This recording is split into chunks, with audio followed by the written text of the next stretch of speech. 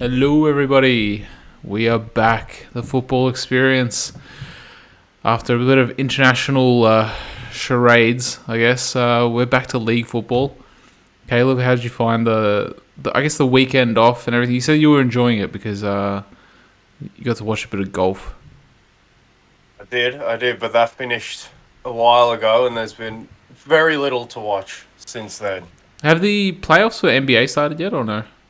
Nah, gearing up. Last couple of weeks of the season, I don't know if you've seen the Western Conference standings. If you I haven't, haven't go and really have a looked look at at them. it, to be honest.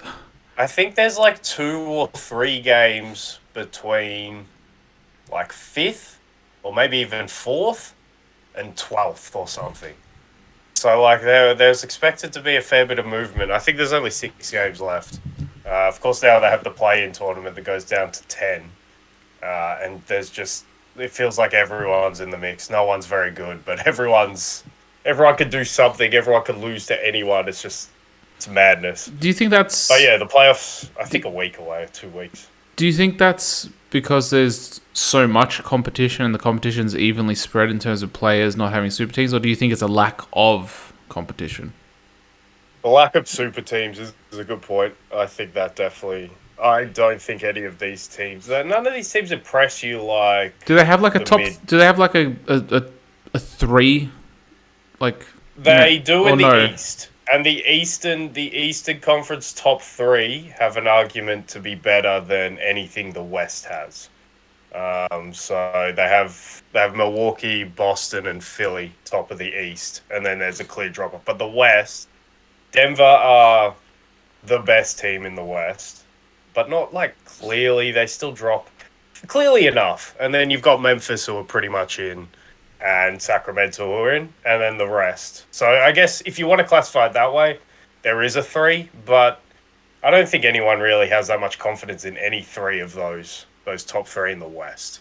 Because you've got Golden State lurking, you've got the Clippers if Kawhi and Paul George are healthy, and that's the thing. Like if they're healthy, and that goes to your point of so many games, maybe that has finally started to level it. Because in the past, you'd think 82 games, the best teams probably finish up the top because you got so much of a sample size. But now with like so many players resting, so many players injured, it feels like it's all leveled out. And if you have a clean bill of health, you could finish very high in the standings just because you had a clean bill of health for the whole season, and other teams are resting and dropping players. So maybe that has leveled it. Obviously, the way it works as well, the best draft picks go into the lesser teams. They're always striving for some sort of parity, but man, I don't like that. I'm on the team of I want to see excellence, and if I have to suffer with a few teams being worse for it, I don't care. Just show me like the best teams, and none of these teams really fill you with confidence this year. But it's also, I guess, would you say it's a changing of the guard as well? Because like LeBron's pretty much he's injured for the rest of the season, right? But he's like what 38, 39, so he's gonna retire. He's I don't back. really know He's who. back now. I thought he was out for the whole season. Yeah, it'll be interesting if the Lakers get in, and then they have AD who can be really good on any given night, and LeBron who is still LeBron, but he's not. Yeah, he's maybe LeBron's just hanging on to a top 10 player in the league, but he's not like the clear number one anymore, like he was for a decade. Yeah, well, he's still no Jordan. Well, Steph won it last year, so we can't say that it might be a change of the guard because Steph Curry Yeah, is. yeah. If you talk about the last 10 years, he has a case to be as good as LeBron resume wise. So he still won it last year. It'll be interesting. Can Golden State? There's so many questions with the NBA, so the playoffs will obviously answer a lot of that, and that'll be pretty exciting. Yeah, I might try get into it for the playoffs or at least the finals because, like I told you, it's like 3 a.m., 4 a.m. here the games. So yeah, it's a bit of a stretch. Like I said, regular season's barely worth it, man, because you get no Yeah, exactly. answers. It's like who knows what's going on? Yeah. Well, yeah, that's our little NBA wrap, a little NBA Yeah, corner. true. Um, all right. I want to get into something, and I told you before I'm going to keep it a surprise, and that's because I wanted your initial reaction. So like, I might get like pushback immediately, and then maybe once it starts to settle into your head as I'm talking about it, then you'll think, okay, I can see the positives here.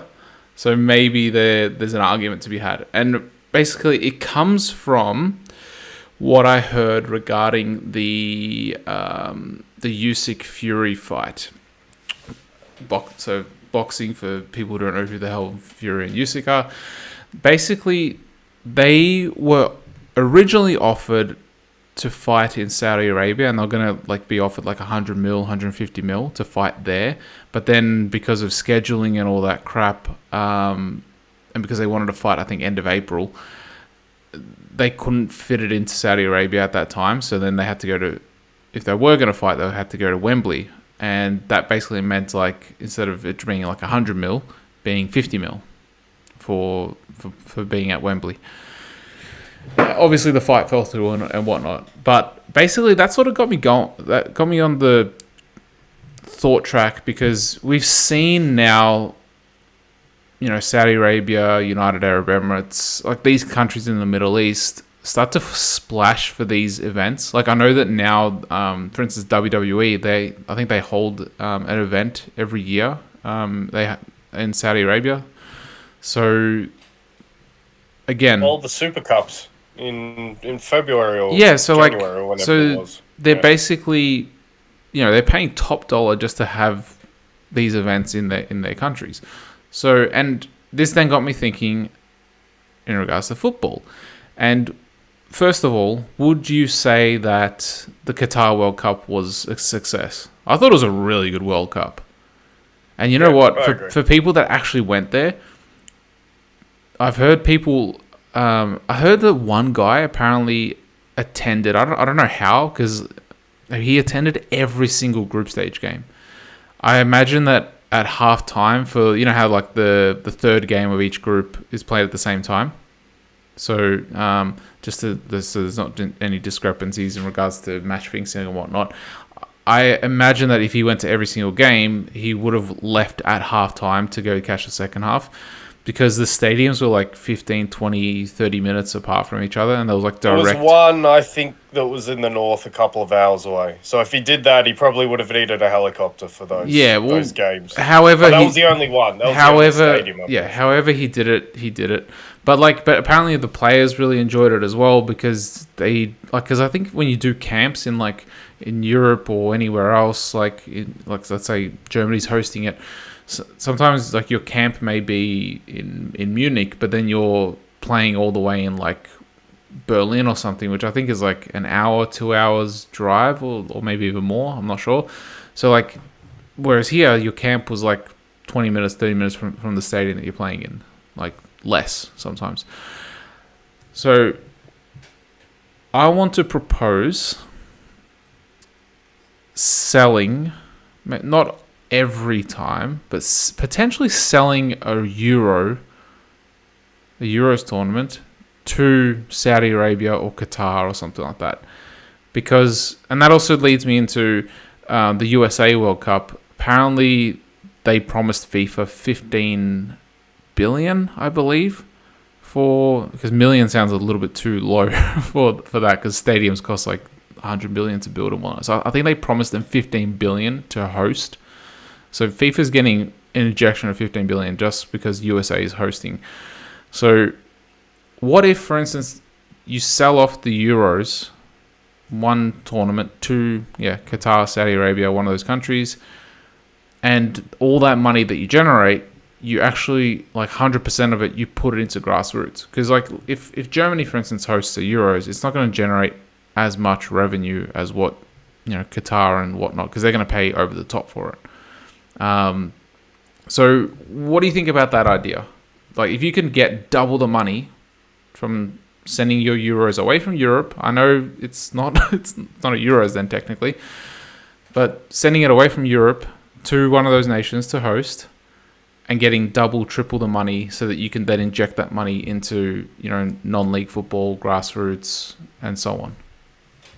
Well, without getting into the moral implications of what it would symbolize to do that, somewhat selling your soul to a different way. And I'm not saying there's that a different way of living means it's right or wrong. It's just a lot of people who would have to make the decision to sell it over there would be morally opposed to some of the things that go on over there. So they would have that dilemma.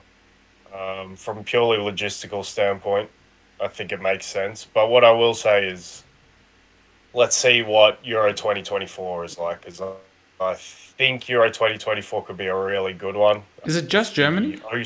if the '06 World Cup was anything to go by, then we should be in for a pretty special one, because the '06 World Cup is the only World Cup I'd put above the Qatar World Cup in my lifetime for all round tournament. Yeah, a lot of the factors you mentioned go into why we think that this tournament was a success. I'm fine with it, especially not attending the tournament. I don't know if I'd have a different viewpoint if I lived in Europe and if I had the opportunity to attend a Euros tournament, but now it was made harder. But how much harder is it really? It's a It's still 5 or 6 hour plane ride. yeah. No, you've got no rights to be complaining if you're European about that. Apart Yeah. from obviously the moral ones, because if you ever live in Australia, then you'll understand how hard travel is. So yeah, that's not really a problem either. Look, honestly, I think it's fine. Will it ever happen? I For doubt those it. reasons I said at the start, yeah, I doubt it. But yeah, if you, I guess it takes that sports washing sort of thing over to another level in terms of what the Middle East will be doing, buying a whole tournament rather than just And a a couple of and a whole games. tournament that you're not even part of the continent. I know, Yeah. I know, and then they would probably push to have themselves part of it, I imagine as well. So as a host nation, Yeah. so I'm against that. well, can't have it both ways if they're going to Nah, pay all no, this no, money. no, no. I mean, they're going to push It for that. would be the same as hosting, a boxing or wrestling pay per view or UFC, for instance. Like you host it, but you're not going to take part in it. And like it's a Euros at the end of the day as well. Like you're not a European nation. It's the same thing with Australia being part of Eurovision. Like why? How?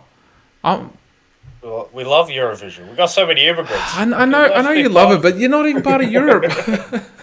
But like, but you get my idea though. Like the only thing is like it's a Euros. Like it has to be in Europe. But then the question is, does it really have to be in Europe, or does it just Nah, have to be 16 or 24 teams or more if they expand it that are European competing it to make it a Euros? So a European nationality exclusive tournament. So I don't know. Like I can see benefits. Like obviously the monetary benefit is the best one.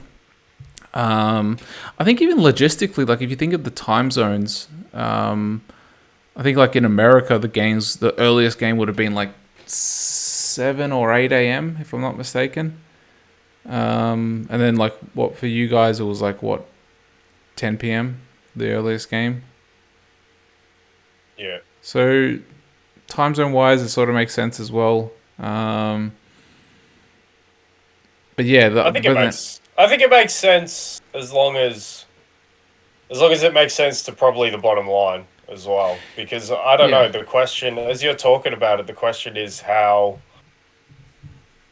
beneficial is hosting a tournament like this? How beneficial is it going to be for Germany? I know there was a lot of debate around the Brazil World Cup, particularly in Brazil. aren't they A lot of destroying stadiums Brazilians. there? I don't know if haven't heard that, but I know there was a lot of protests about why do we have a World Cup when more than half the country lives the way it does, and Yeah. we're going to spend all these resources to do this. So that question comes, and if it isn't at the end of the day beneficial for countries to host this anymore, then yeah, outsourcing it could be a good idea, and then logistically it works. Any like trouble that you might associate, and that was the big. I wouldn't say underplayed. It was probably one of the only positives that I actually heard about coming from the World Cup, because so many people had a vendetta against it from the start because of what it morally signified, and that's their opinion. But the no alcohol, I think, I was a think that was raging good. success, Yep. because we heard absolutely nothing. And normally, if you're thinking of a Euros or if you're thinking of a World Cup in particularly a Western country, you're thinking of drunken problems, at least, if not violence sometimes. and that is never something that you want associated to the game. So any way that you could get rid of that, I don't know. The more we go through it, obviously, and I wasn't opposed to it from the start, but the more we go through it, the more it kind of makes sense. It's just whether you want to cross that moral boundary that you set for yourself as a governing body and as nations of Europe, really, because your morals are normally against, or a few of your morals are Well, normally against that of the Middle East. the only thing is, and like my biggest argument for this idea is obviously that the financial benefit ultimately falls upon the grassroots football and non-league and whatnot, putting that money back into infrastructure around European football. We both know that that's probably a pipe dream, and maybe only 10-20% of that money will actually be funneled down to grassroots, maybe even less. And most of that money will be lined in the pockets of, people higher up at least. But like,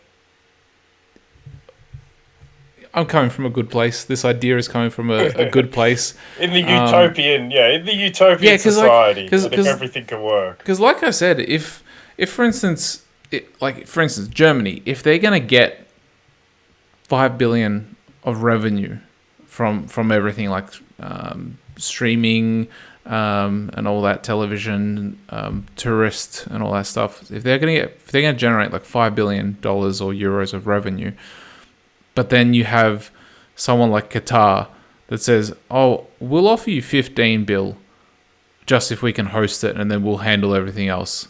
It's like, well, that's 3 times as much money that's going to be, injected back into UEFA to then funnel down. It makes sense financially, I feel. Yeah, of course. Yeah. That's the question they got to ask. Does it ultimately? I think it will happen. I think it will happen in our lifetime. I don't know if it will happen, like actually happen, but there will at least be put bids. There'll be conversations had that are made public. I have little doubt. You know what? We'll hear about Saudi Arabia or Qatar bidding for Euros pretty soon. I don't know whether they're allowed to, but you know what? The idea might be opened up now that I've sort of opened the can of worms, because who knows if anyone's even really thought about it. Yeah, I'm claiming the intellectual property for this one. I'm sure Saudi Arabia and Qatar have had their eyes on the second biggest footballing tournament for a while. Like they got the first biggest as well, so fair play to them. So now I'm pretty sure they've stolen most of the Super Cups as well, like we said. So. Yeah, but who really cares about that or watches that? Well, the only annoying thing about them is they're played in the middle of the season. That's the only thing I don't like. But don't take time out of like a real season to play these Mickey Mouse games. But even so, like I think the last time I actually watched or was interested in the Super Cup was when I think like Barcelona got there in 2010 or something like that. Oh, I'm talking about the domestic ones. So even less than that. Which domestic ones? Oh, like the Italian, the Spanish. Yeah, the Spanish ones that gets played there. Yeah. Riyadh this year or whatever. It would be interesting if they made the Super Cup the qualification for the Club World Cup. Then there'd be some interest in it. Yeah, but why would that be the qualification for the Club World Cup? Yeah, no, it shouldn't. But it'd be funny if they did, because then the game actually means something. Yeah, like isn't the Super Cup pretty much like the Community Shield? The European Super Cup is the Europa League winners versus the Champions League winners. Oh yeah, that one. I thought, but the actual domestic ones, not the Community Shield. No. The domestic ones, that's pretty much the same as the Community Shield. Yeah. Right? Yeah. Okay. Oh, all right. Well, I don't know. Maybe there's some Qatari oil tycoon watching this. Yeah, he's gonna come for our Euros. Well, so long as he pays top dollar for it. But look, I've sort of got that one out of the. I feel like I got a warm reception to the idea from you. I wonder what Well, I can't go on about how much I hated reactions to the Super League and everything like that. if I've just got to be up in arms when you say, let's take a Euros. And you already gave your case. Maybe it would have been more effective if, should we have a Euros in Saudi Arabia? If you ask that question and let me react to it. But once you laid out the case, it's like... It makes sense. Yeah. Well, I don't know. Watch this space, I suppose. But if for all our viewers, let us know what you think. If you agree, disagree, or I don't know, or if you have a better idea of how to do it. Because and you know what else? What else? Apparently, this sort of ties into it. Apparently, like the US is trying to get like an EPL game or two per season played in the US, similar to how like they play an NFL game, one or two per season in like England or whatnot. So if that starts to be the norm, where like you have a La Liga game, I think La Liga are actually going to be doing it. If that starts to be the norm, where like you play a one-off game that's actually part of the league fixture over in like the US, then this whole idea of a non-continental nation hosting a Euros actually starts to become more and more feasible, and more arguments start to be put forward for it. Of course, the world's getting more globalized for better and for worse, and everything can mesh in together. I'm against the league idea. I'm against the league idea. I don't understand how it gets sorted. Like, who do you play as the extra game? Yeah. Now, like, the competition's integrity is completely, like, thrown into disarray if you do that. Yeah, because, like, what if... Imagine... It's the 39th game. It makes no sense. Like, how can... We've played everyone home and away. We've played every single team twice. Everyone has done it, home and away. So the competition is perfectly intact. Everyone's had the same thing. But then, like, all right, I'm 5th place.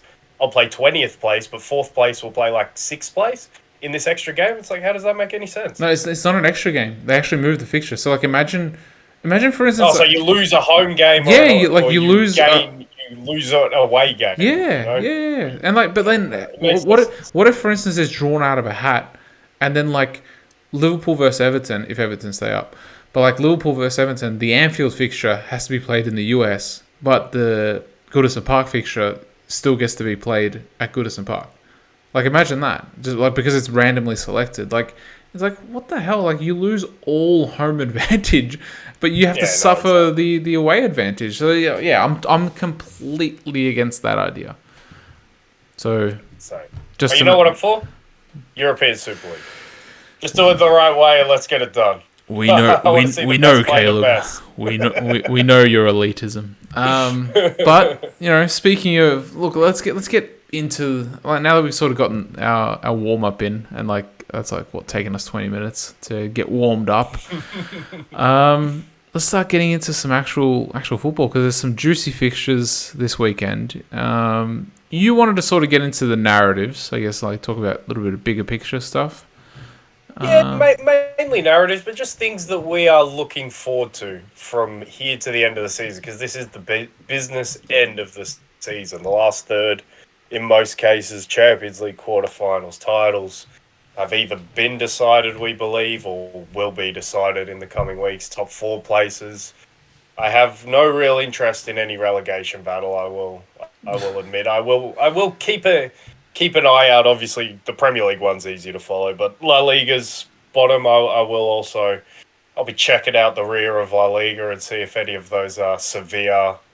Who else is down there? Valencia. If one of those two behemoths of clubs go down, then that will be interesting. But yeah, all of my excitement comes from top ends of the table. Maybe a few individuals thrown in there, individual storylines, but yeah, I think if we could set the scene for what we might think might happen, what we're excited to see happen, just for the last third of this weird season that we've had so far. Well, would you say that 2 of the leagues are already wrapped up? So yeah, we can touch on them later, but let's start on potentially one of the biggest weekends in the Premier League. And obviously you have City versus Liverpool opening up the weekend of football being the early fixture, and then after that, you know, Arsenal have to host Leeds and potentially could go 11 points clear, albeit with a game more than City, I believe. I believe they have a game more because City have to play FA Cup. Yeah, they did. Yeah, so 11. They could potentially be 11 points clear if the results go their way. Come on, do you see them being 11 points clear? It's Liverpool at the Etihad. You know what? I can't write Liverpool off, and we were saying this Liverpool at Anfield as well. Like, because at that point in time, Haaland he's still a goal scoring machine, but he was firing on all cylinders with Cancelo and De Bruyne feeding him. Now, no Cancelo. De Bruyne I think he's starting to slightly find his form again at the right time of the season for if you're a City fan. So, and Haaland, he scored 8 goals in 2 games with his last 2 games that he played. So, it's there, but Haaland is coming in injured, and he potentially could be a late inclusion as well. So there's a lot of question marks in regards to this, and like I said, I can't write Liverpool off just because it's Liverpool. They can get up for this fixture as well, and I can see them pulling off an upset. I'm more confident if Haaland plays, to be quite honest, because Van Dijk knows his role perfectly if Haaland plays. But if Haaland doesn't play, man, Van Dijk is definitely the next one in line to lose his world-class status. He has been copying it in the Dutch press after that performance against France, that 4-0 loss. And people might think I'm being lenient because he's a Liverpool player. Maybe I am. I've already revoked Sons, but Van Dijk is that close. And without Van Dijk at world class and Liverpool continue, I don't know what we're talking about. Liverpool. We keep talking the same things. Look, honestly, you go through that. I know you can't write Liverpool off, but I give them slim to nil chance of picking up any result at the Etihad. If it was Anfield, completely different story. All right, that's the only thing that saves us this season is Anfield. Anfield is the only thing that gives me some confidence in Liverpool. And to be fair, while Anfield has been good for the big occasions, no doubt, I think, and we talked about this first half of the season, the fans also had a hangover from last season. So Anfield, it's been pretty good. We've only lost there twice, but one was, well, both you could argue have been devastating because if you don't lose to Leeds and if you pick up the 3 points you expect there, then you're in a better position in the top 4 race, which is the most important thing. And obviously Real Madrid, what a disaster of a night. We've also had a very good night, a couple of quite good nights there, but obviously United comes to mind. So it doesn't matter. This is all a moot point because we're going to the Etihad, and that's what ultimately makes me think you will not be 11 points clear, I'm sorry to say, at the end of this weekend. I believe you will still be 8 points clear, though, because I don't see Arsenal having any trouble with Leeds at home. If it was Allen Road, again, a different thing. I would still expect Arsenal to win, but given that it's at home, Arsenal... bit of a tougher test. Yeah, given that Arsenal, the football-wise, the best team in the country, Pep said it himself in terms of naming Arsenal and Napoli as the best teams in Europe this season. I think anyone with 2 eyes can see that. And yeah, so I expect it to still be 8 points. I'm disappointed that I'm not more excited about a Liverpool City game going to the Etihad at this crucial part of the season. But it's not even nervous anymore with Liverpool. It's resigned when they go away from home. I'm resigned. If you can't beat Bournemouth after beating Manchester United 7-0, if you can't beat Nottingham Forest after knocking Man City's undefeated streak away earlier in the season, then what the hell? Why am I holding my breath for you? So I've had enough of Liverpool this season. I don't watch their games live. I'm sick of them. They annoy me. And like I said, it will be uninspiring if they get into the top 4 because it just suggests how poor those teams above them have been in the run-in for Liverpool to finish in the top 4. So tonight, yeah. I hope they prove me wrong. Obviously, I hope they prove me wrong. This is no reverse jinx. I'm not saying this and ultimately hoping that I think they'll win. I am being objective, even though it doesn't sound like it, and I just give Liverpool no chance against Manchester City tonight. Manchester City are playing for too much. I know they have their flaws. I know we don't like watching them, but they still are just a better team than Liverpool this season. And even if they don't have Haaland, I'm actually more worried if they don't have Haaland because I think the movement could really hurt us. You Yeah. do you believe that Alvarez will come in for him, or do you think he'll play with like same as last season without a dedicated striker? That's interesting. I think it might be a false nine. I don't know why he doesn't fancy Alvarez. It's a very Too weird young, one that he maybe. has. But he's like what, a year or two younger than Haaland. Exactly. And he And didn't he had look a too young in the biggest stage of yeah them in, all. in the World So Cup he looked great. I know. So that one I haven't quite understood. We haven't seen as much of that 4-4-2 as I was expecting to see from Manchester City this season. I don't know. That's a decision for him. I don't think ultimately it will change the way that they play without Haaland. Though it will just be revert back to last season. Probably not looking as good as they did last season because they just haven't. But yeah, it's mainly it's not, and you know this because we've talked about City enough.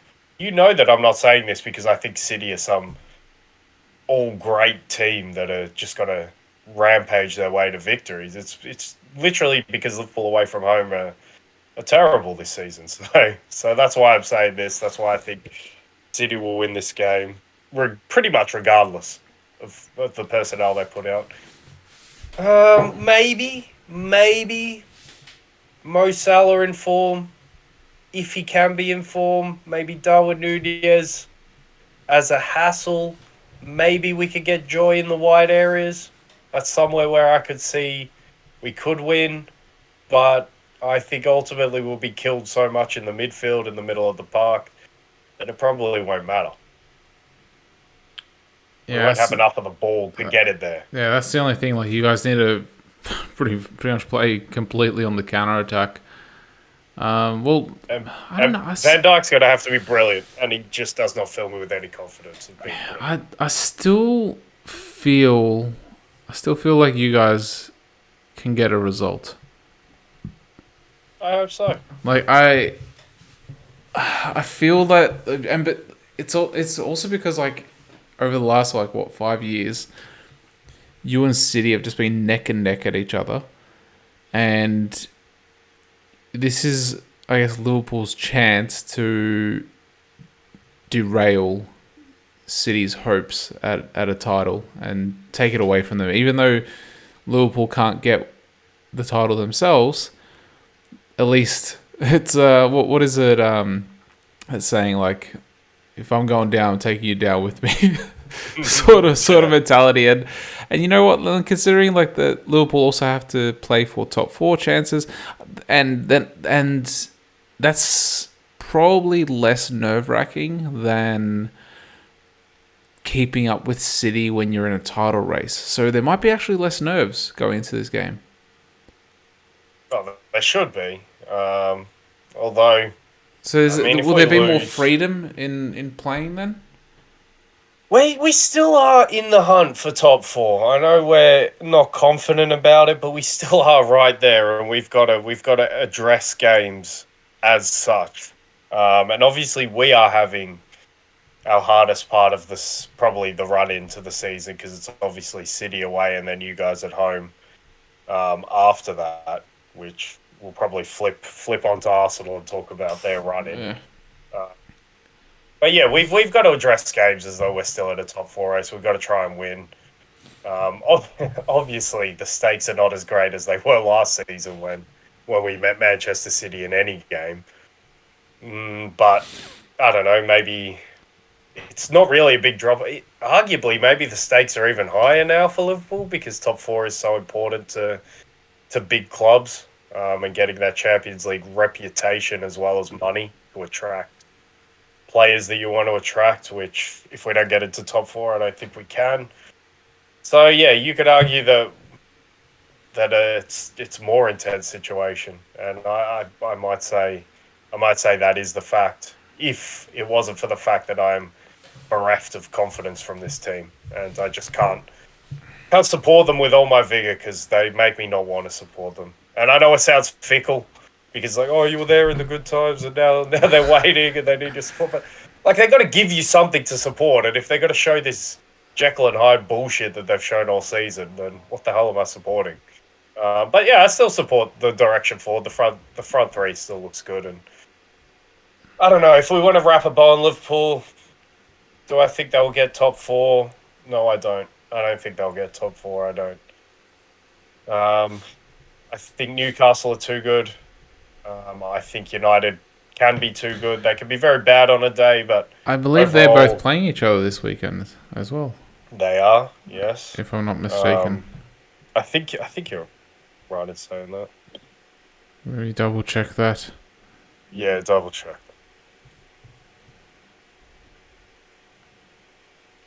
Yep. Tomorrow, 5:30 European time. So that's an exciting game in itself. I think both of those teams are too good, and I think we'll see what we get from Spurs as well. So not only wrapping a bow on Liverpool, but probably wrapping a bow on the top four sort of cases going forward, unless you wanted to put more on it before we... Or did you want to leave this and go to Arsenal now, quick? And they're running. Well, we can talk about the run-ins, I guess. Because, yeah, like... Okay, we'll leave... That's the thing, like, Liverpool have such a big part to play now over the next 2 weeks, because, yeah, you got City tomorrow, and then you have Arsenal, the following weekend. Albeit... Well, that was the question I was going to ask. What... I think I already know your answer, just because of the logistics of the case, but what is the more important game? Is it going to Anfield next week? Is that maybe equally as important going to Anfield next week and getting a good result as the stretch run of Manchester City away, Chelsea at home, Newcastle away, Brighton at home? I'll chuck in Brighton as well. But those three in particular, City, Chelsea, Newcastle. What do you think would you have supreme confidence that Arsenal will win the league if they win at Anfield?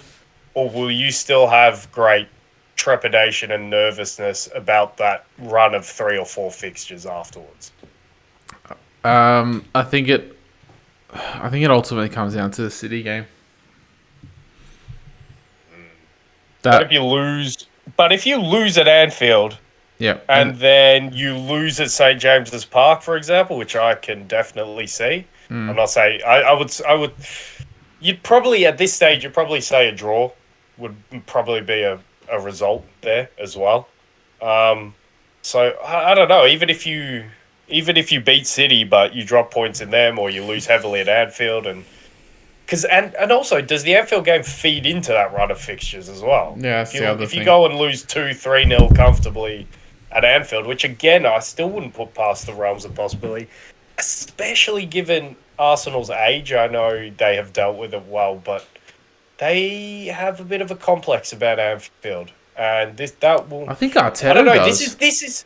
Arteta Yeah, definitely, and I think a lot of, to be fair, it's not just Anfield is a crazy place. So if you have a complex about Anfield, I kind of understand you, but that's why this game is so important as well, because it sort of feeds into the other 3 or 4 fixtures.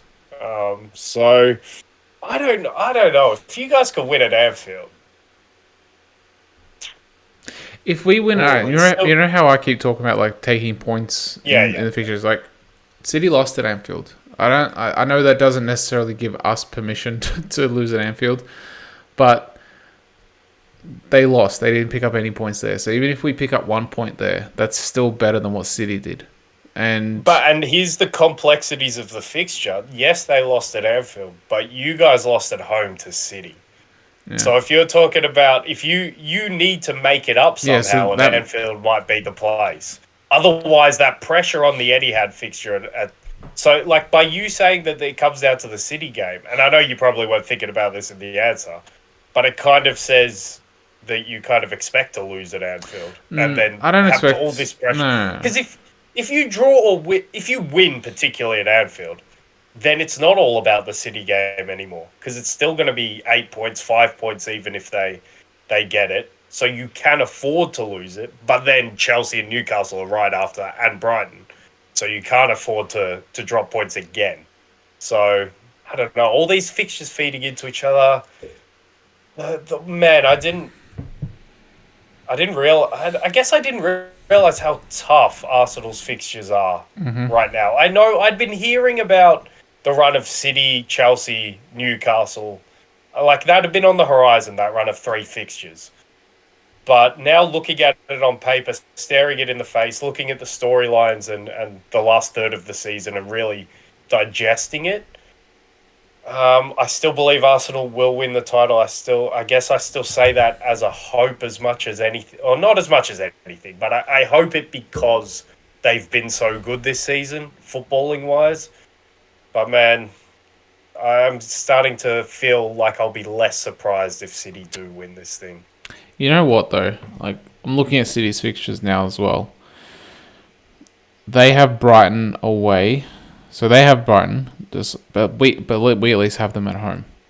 Brighton, I'll say as well. Brighton is kind of a loose throw-in at the end of the other 3. I think the other 3 are really the ones I look at. But like, it'll be disrespectful not to throw Brighton in there because they're playing well. Season. They have Everton at Goodison, and Everton at Goodison when they're fighting for their lives, and they drew with City at the Etihad. So that's a tricky fixture as well. City have Chelsea, but it's at Etihad, and then they have Brentford at home. So they have. See, here's the thing with the difference between I guess Arsenal's fixtures and City's fixtures. So like on paper, our fixtures definitely seem a lot harder because like what we have Newcastle, we have Chelsea, we have City as well. But like those fixtures, you know how when you hear about, or when we were players as well, like when we'd be versing, a top 3, top 4, top 5 opponent, we'd always like put in that extra bit of effort because we know the importance of the game. We know that we have to be on top of our games to beat these guys because we know that they're good. Whereas when we versed, a bottom 3 or bottom 4 team, we'd sort of drop off a little bit because we'd be thinking that it's easy. And maybe the fact that our fixtures are actually harder and knowing that we have to perform at the top of our level going into the game to get a result, maybe that will help us from a psychological standpoint. Whereas with City, I'm like, they have, I know this might, to some people this might sound like dumb, but like they have Southampton away and they have it just before their Bayern Munich fixture. And the Bayern Munich fixture isn't on Wednesday, it's on Tuesday. So it's Saturday, Tuesday. And I trust their squad to deal with the Southampton fixture. I know, but like they've been doing this for years. Pep's been doing this for years. But the thing is, Southampton are battling for their lives. I get it. All right. And I can see these fixtures, some of these fixtures being very tricky. Before we go down a rabbit hole, we need to differentiate between tricky fixtures, which pretty much every fixture in the Premier League, apart from a home game against 20th at the table, is a tricky fixture, and a proper pressurised fixture. Because I agree. I think Brentford, Brighton away, they are tricky fixtures for Man City. There's no doubt about that. They can drop points at any time, especially because they don't look like the irresistible force that we're accustomed to seeing. But Arsenal have proper blue chip. Yeah. All eyeballs are on you. How do you handle this moment fixtures? And that for me is the differentiator. And that's why you'll look at it on paper. And I get your point that City will still have tricky fixtures. And we still, and this has been a point for a while, we still expect City to drop points. And you reading out those fixtures, yes, I still do expect them to drop points here and there. But the Arsenal ones are the ones that give you the eyeballs emoji. They're the ones that, hey, there's some fixtures there. And these are players who haven't done it yet. So this is the stage for them. Anfield is the stage for them. The Etihad is the stage for them. How do they deal with that moment? We will get answers. This is, and I think it's right that we started on this as the thing that we're most excited for, obviously for you, but the Premier League is the most competitive league out of any of the top And leagues. you, And you know what else I'll add yeah, though? go on. The fact that last season, for instance, I think we had like a run of like 4 or 5 or 6 games, like wins, before going to Anfield and getting. I think was it 4-0 that we got pummeled at Anfield last season. You cut out on me. Oh, So if sorry. you're asking a question, So like last season, when we went on a run of like 5 or 6 games unbeaten, yeah, I think it might have yeah, actually been more. I think it might have been 9 or 10. In all honesty, yeah. It was after your terrible start to the season. Is that and what you're then talking and about? then yeah, and Yeah, then we went to Anfield and we got pummeled. And yeah. you know what? I feel like that is a result that they want to rectify, and if they don't, they don't deserve to be champions. The Newcastle Well, what's away rectifying it though? actually What putting if you in. fight really hard and you lose 1-0, or what if you get a draw there? Like, is that rectifying? I think a draw would be rectifying. In It'll be my eyes, definitely it a would better be. performance than last Yeah, season. That's yeah, for yeah, sure. yeah. You can't roll over like you have in previous seasons. Yeah. That's a given. You And definitely can't do that. and then also St James Park.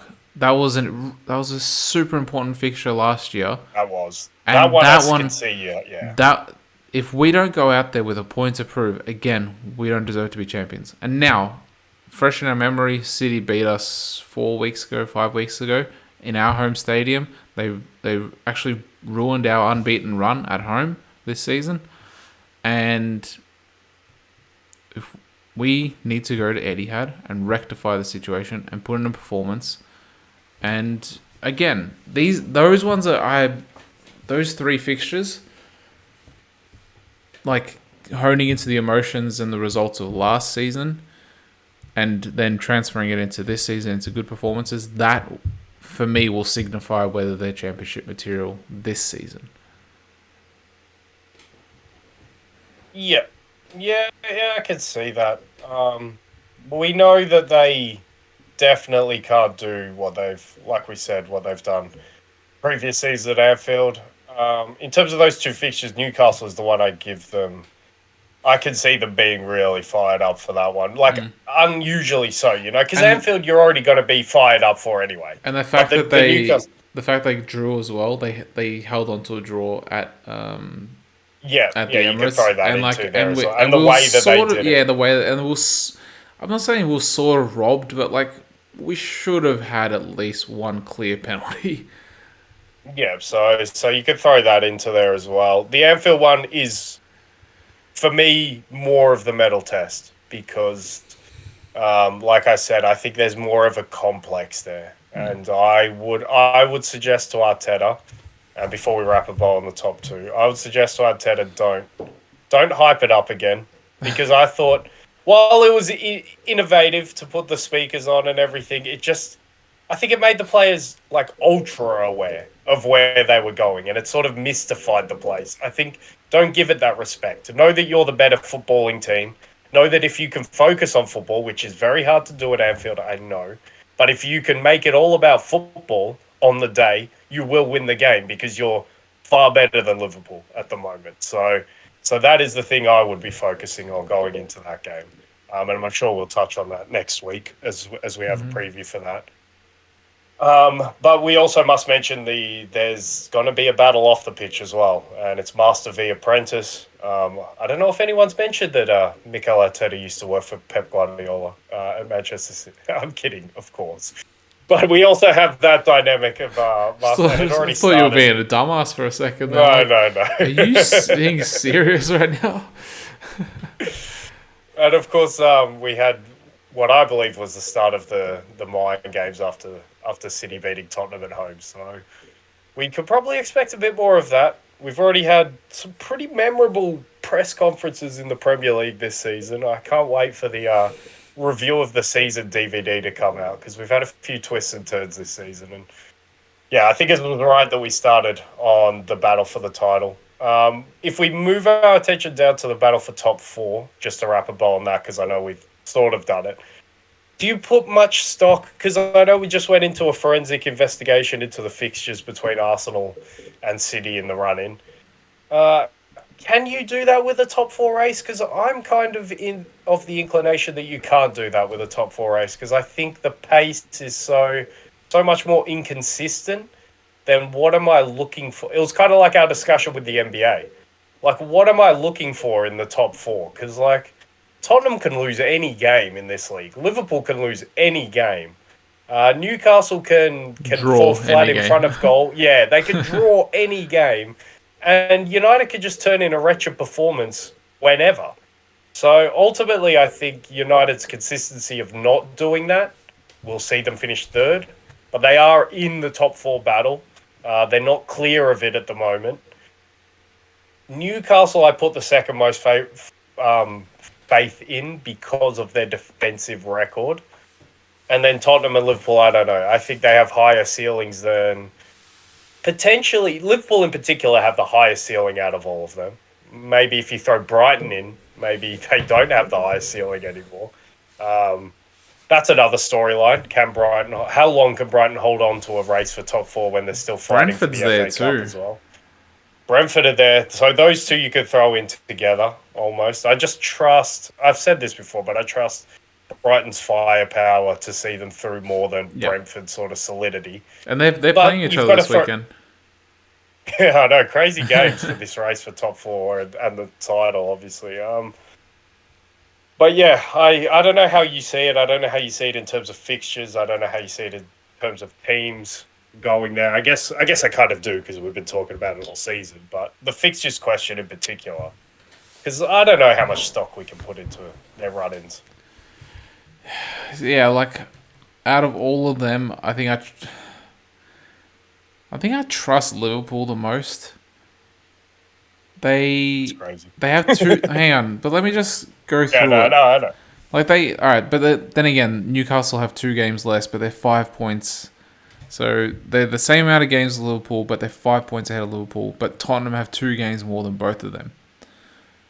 So like it's obviously easier for Newcastle to leapfrog them, and Newcastle could no, they can't. They're on the same amount of games as United, but actually they could actually leapfrog to third if they beat United this weekend. Yeah.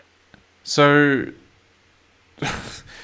there you go. Like you have, man, like if Newcastle had a striker, I'd have way more confidence in them because I just feel like they're gonna draw too many games. Whereas like Liverpool, I think they can win more games, but they will also lose more games. It's sort of similar to I'd be interested in like the mathematical equation in regards to this, like how many wins are you allowed to have and then losses as opposed to like draws. Similar to in the NBA, like if you keep shooting twos, like if you shoot 5 twos, so 5 field goals, that's 10 points. But if you shoot three 3 pointers, then you're already on 9 points. That's why they changed it from 2 points to a win to 3 points for a win. Because they wanted to incentivize teams going for wins more in Yeah, games. so Yeah. so like winning. So by your equation, yeah, if you could do simple maths, but winning normally is the way to achieve your goals yeah, rather but than like drawing. if for instance out of let's just say the points difference is the same as it is right now, but they're all on the same amount of games. I know they're not, but there's a 5 point gap between Liverpool and Newcastle. That means that if Newcastle draw 2 games and Liverpool win 2, then they're 1 point behind. But here's the problem, though. If Newcastle draw 2 and Liverpool win 2, then, yeah, we're 1 point behind. Yeah. But on the third game, I expect Newcastle to win that game because they don't lose games this season. And on the third game, I expect Liverpool to lose that game because that's what they do. So there's the problem for me, and that's why I still have faith in Newcastle to finish, because they just give themselves such a solid platform that if they do get the goals, they'll more than likely win the game. And with Isak coming into somewhat form now, I think they've got a really good chance. Maybe it might be one of their better chances even going forward. I know they'll have investment, but with the topsy-turvy, weird nature of the Premier League this year, this could be one of their better chances for years. I hope it's not for them, because I like seeing Newcastle continue to progress. But they are in... I won't say they need to finish the job, because you still expect them to progress, but it'll be a blow. I think given... Like, you wouldn't have said that at the start of the season, but given where they are now, I think Newcastle will be quite disappointed if they don't go on and... You know what, though? At the very least, be in the hunt with probably a game or two left. You know what, though? If they beat United this weekend, I think I'll confidently say that they're a lock for top 4. That'd be amazing. And can you imagine, just on the flip side of that, can you imagine if Manchester United do not finish top 4 this season? Which is possible. Can you imagine the months of the love that we had to give to Eric Ten Hag and Marcus Rashford? And the fact that they were all for us to in just, the title we'll hunt. We'll take it straight back. We will take all of that love straight back if they do not finish top 4 Rashford's injured season. apparently, isn't he? Or is he a question mark similar to Haaland? Because he didn't... Well, yeah, of course he wasn't in England, so he wasn't in the squad, so... Man, I don't know. I can't... Like, that's why I still have faith that United will probably finish top 4. I don't know if faith's the right word, but... Like, I just can't see United not being in the top 4 because of how much love we've had to give them recently. But they are right in the mix for that thing. But yeah, I see Newcastle and United being the two that finish, just because I think they are better teams than Tottenham and Liverpool. I hate Tottenham and Liverpool's inconsistencies. I hate both of them. I think they... And the funny thing is, I probably think those two that I'm picking not to finish in have higher ceilings. But the inconsistency is horrendous. I hate it. Now, the last question, and I guess we touched on it before, but how many teams for 2 spots? How many are you putting in this race? Is it just the 4 we talked about? Or do you see Brighton and Brentford being there and being factors and being around? They'll probably be factors because they'll play a lot of these teams. Do you see them hanging? I can see Brighton. I can see Brighton as well. Because they're on 25 games as well. I know, they have games in hand. They could they be third once they play the same amount, or is it just 4? Well, let's say Man United have 26. Give them wins for all of them. Yeah, United have 1 game more. But, no, I'm pretty sure they can only get to... Tottenham have 28 games, so let's give them 3 wins. They can get to 51 points, which will put them above Tottenham, and it'll put them above United, but that's if United don't play their 2 games in hand. So, like it can if they win all 3, that can put them above Tottenham into 4th. Yeah, and I just think the firepower aspect. I think the fact that they can score goals. It's funny because I'm arguing for Newcastle. I'm going against my own rule because I'm arguing for Newcastle, but then I'm saying Brighton because of the firepower. Oh, I don't know. It'll be interesting, but at the end, my conclusion for a top 4 race, because we always reference it, that, what was it, 2019? I think so. The Sarri Emery Poch race.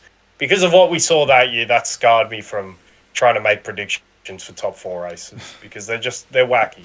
The teams clearly are not of the level of consistency of those above them, and thus that's why they're fighting for the lesser prize, and that's why we just don't really know what we're going to get from week in, week out with this race.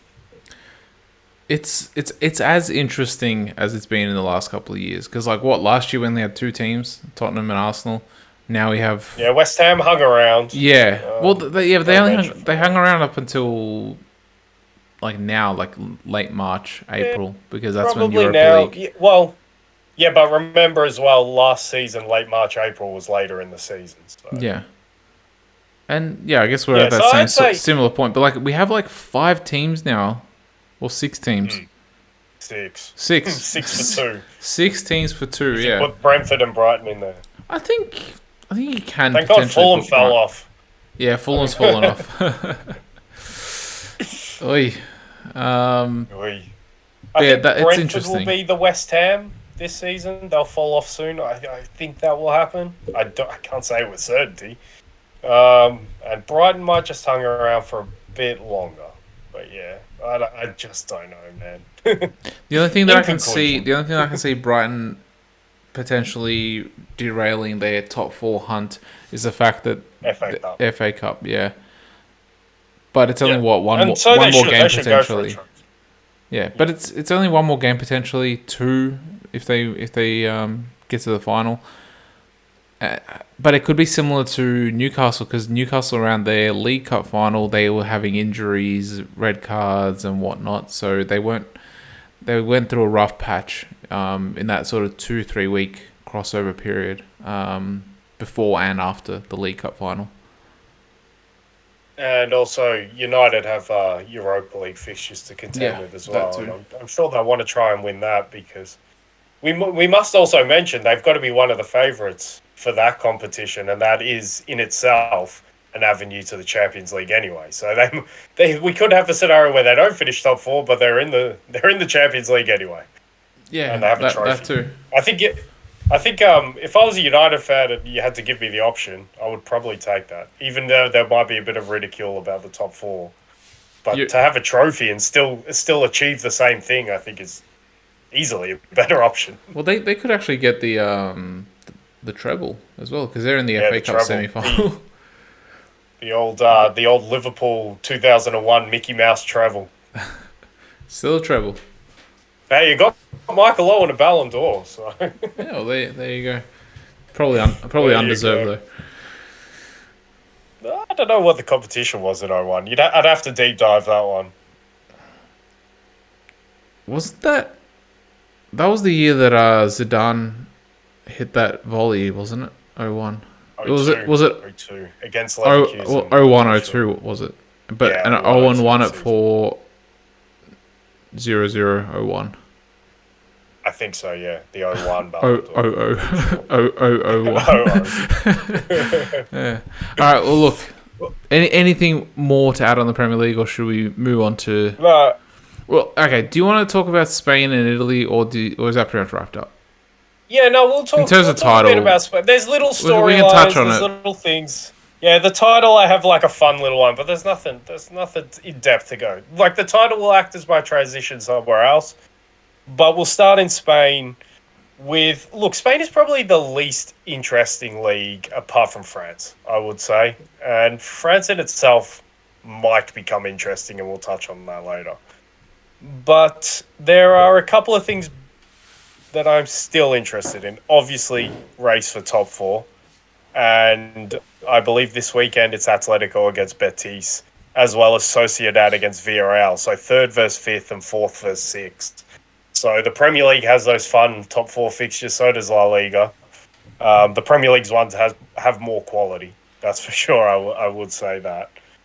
I think the first question, and I said this about, I thought Sociedad are a better team than Betis on the way in. But I must say this. Sociedad, in looking at their fixtures, in starting to digest what they got, they still have the three teams above them in the table to play from now to the end of the season. They still have Barcelona, Real Madrid, and Atletico. They all have to play. I believe Betis are only two of those three, or maybe only one of those three in the run-in. But obviously they're going to be playing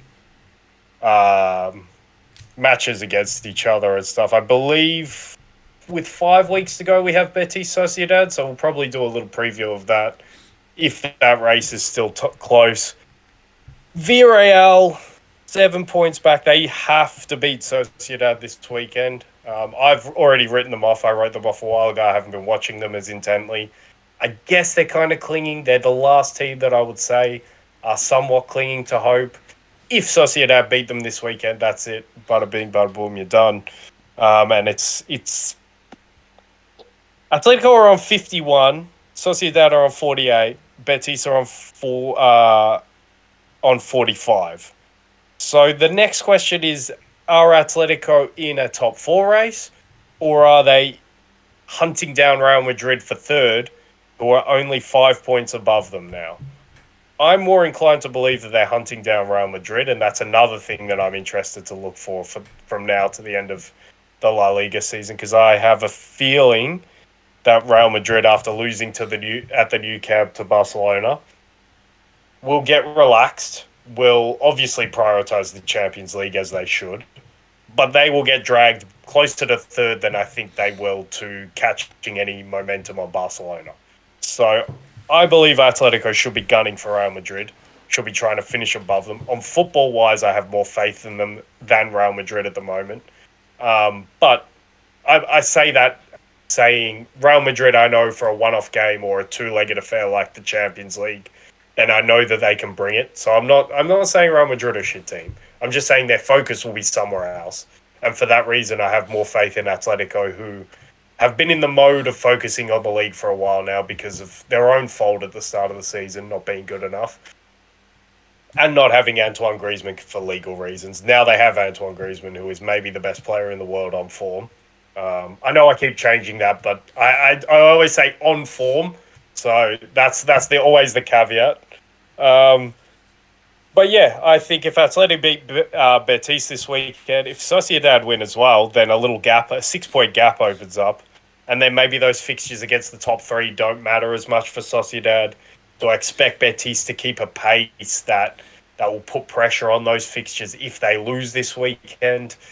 Not really, because they don't score enough goals. Sociedad don't score enough goals either, but I think they have more creativity in their midfield if Olazabal, if David Silva can be fit enough for long enough, if Kubo can come in with his moments. The only guy I see for Betis is Canales, so I still have Sociedad finishing fourth. I know they probably have a tougher run in. This weekend goes a long way because on the flip side, if Sociedad and Atletico both lose those games, then all of a sudden Villarreal are back in the mix. Betis have now. I don't know what the head-to-head between Sociedad and Betis is at the moment, but they're equal on points with Sociedad, and Atletico are only 3 points above those two. So this weekend goes a long way to answering it. Those fixtures later for Sociedad in particular might go. Atletico chasing down Real will be interesting. And finally, the bridge over to Italy. I don't know if you have anything to add. No, just on your point regarding Atletico, I can see it going that way where Real Madrid start to relax a little bit, start to rest players, especially before Champions League fixtures. Particularly if they make it to the semi-finals, then especially.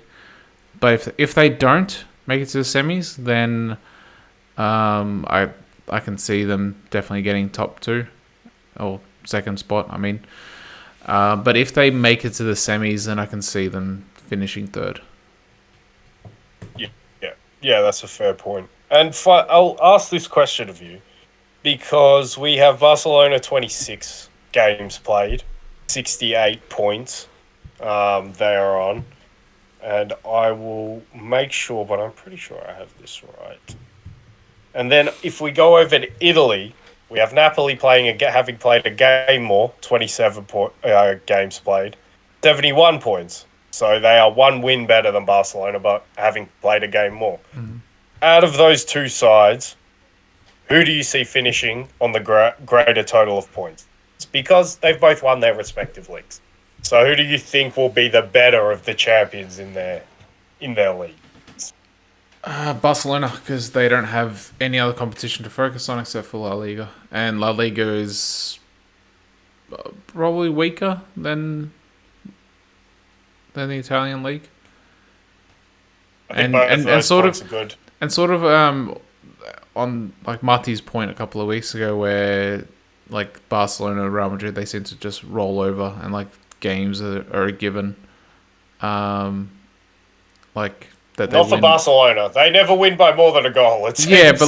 but even so, like the games it's just like, well, they're gonna win this game. It's like it's pretty much a certainty.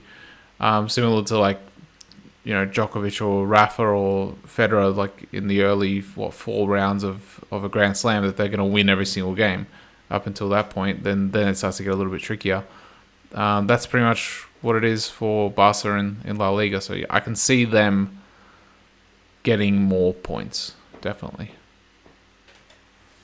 I agree with the points that you made, and I have a follow-up question, but I'll offer the counter narrative. The first point I'll start with is, while agreeing with those points, Napoli are just a better team than Barcelona objectively for me. So that in itself can gain you more points, obviously. They have a bigger gap in what we've thought is the tougher league in Serie A. Now, Serie A is it's tougher because of the depth behind it, as compared to Real Madrid sort of are clearly the second best team. And you could argue they might be as good as Barcelona, and I've already done that. I know the table will not suggest that, but you could literally argue that for me. But alas, they are clearly the second best team in Spain. Whereas Serie A is more just straight to second, and then second, everyone has that quality from second through to seventh, it seems. All those teams are of comparable quality in Serie A. But Napoli have had to play they've had to play all of those teams, obviously, so far, and they've only lost twice. So I know that their focus should be on Europe, and rightly so. But there is a counter where they still could end up on more points than Barcelona. And I know we're making up this imaginary competition between the two, but that's what we kind of need to do, given that they've already wrapped up their leagues. My other follow-up question is, can you see either of these teams being a Centurion team? Now, 11 games left for Napoli, 12 for Barca. Barca on 68 points, Napoli on 71. So they can only really... Napoli must win all of their games, and they only get 1 loss. Yeah, 10 games. And Barca need to win 11, basically. Yeah, it's pretty much the same. I think it's easier for Barca. I think Barca should go for it. I think I think that when I check their fixture list, like they have Elche this weekend. They have Girona, Getafe, Atletico Madrid, Rayo Vallecano, Betis, Osasuna, Espanyol, Sociedad. So they have Mallorca, Valladolid, and Celta Vigo. So they have 3 tricky fixtures, essentially. Pretty much. In Betis, Sociedad, and Atletico. And Napoli start with Milan this weekend. But all 3 of those fixtures are at home. Yeah. As well. So they should get their heads down and go for 100 points, really. And that's a storyline I'm looking for. Yeah, that would actually be as well.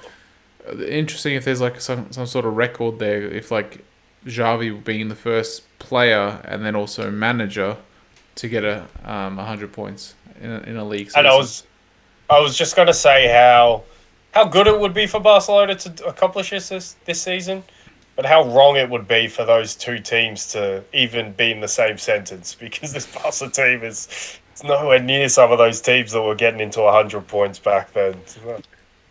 Yeah, but it's definitely, with no Europe, it's something they should go for. It's definitely not something Napoli should go for. If they can do it, great, but their focus is on bigger prizes. One bigger prize, the biggest prize in club football. Let's stay on here, because my most interesting thing, and this will be probably our little Champions League segment before we wrap up the leagues. This is the thing I'm most interested in seeing. Can Napoli close the deal and win a Champions League title? Because they have an easy side of the draw to the final. We've been through them. There's other Italian teams, then this will segue into the other Italian teams in that race for top 4. There are other Italian teams who will fancy their chances of being in a Champions League final at least. But you've got to say, looking at that side of the draw, I don't know what your opinion is, but is Napoli... I would have said Napoli are the only team I give a chance to in a final against anyone who else comes out of the other side of the draw, but Inter I might give a sneaky chance to as well, because they're such a big game team. They love to spoil. They're a little bit annoying like that. They're not a very good team, but like on big nights, they seem to rock up against big teams.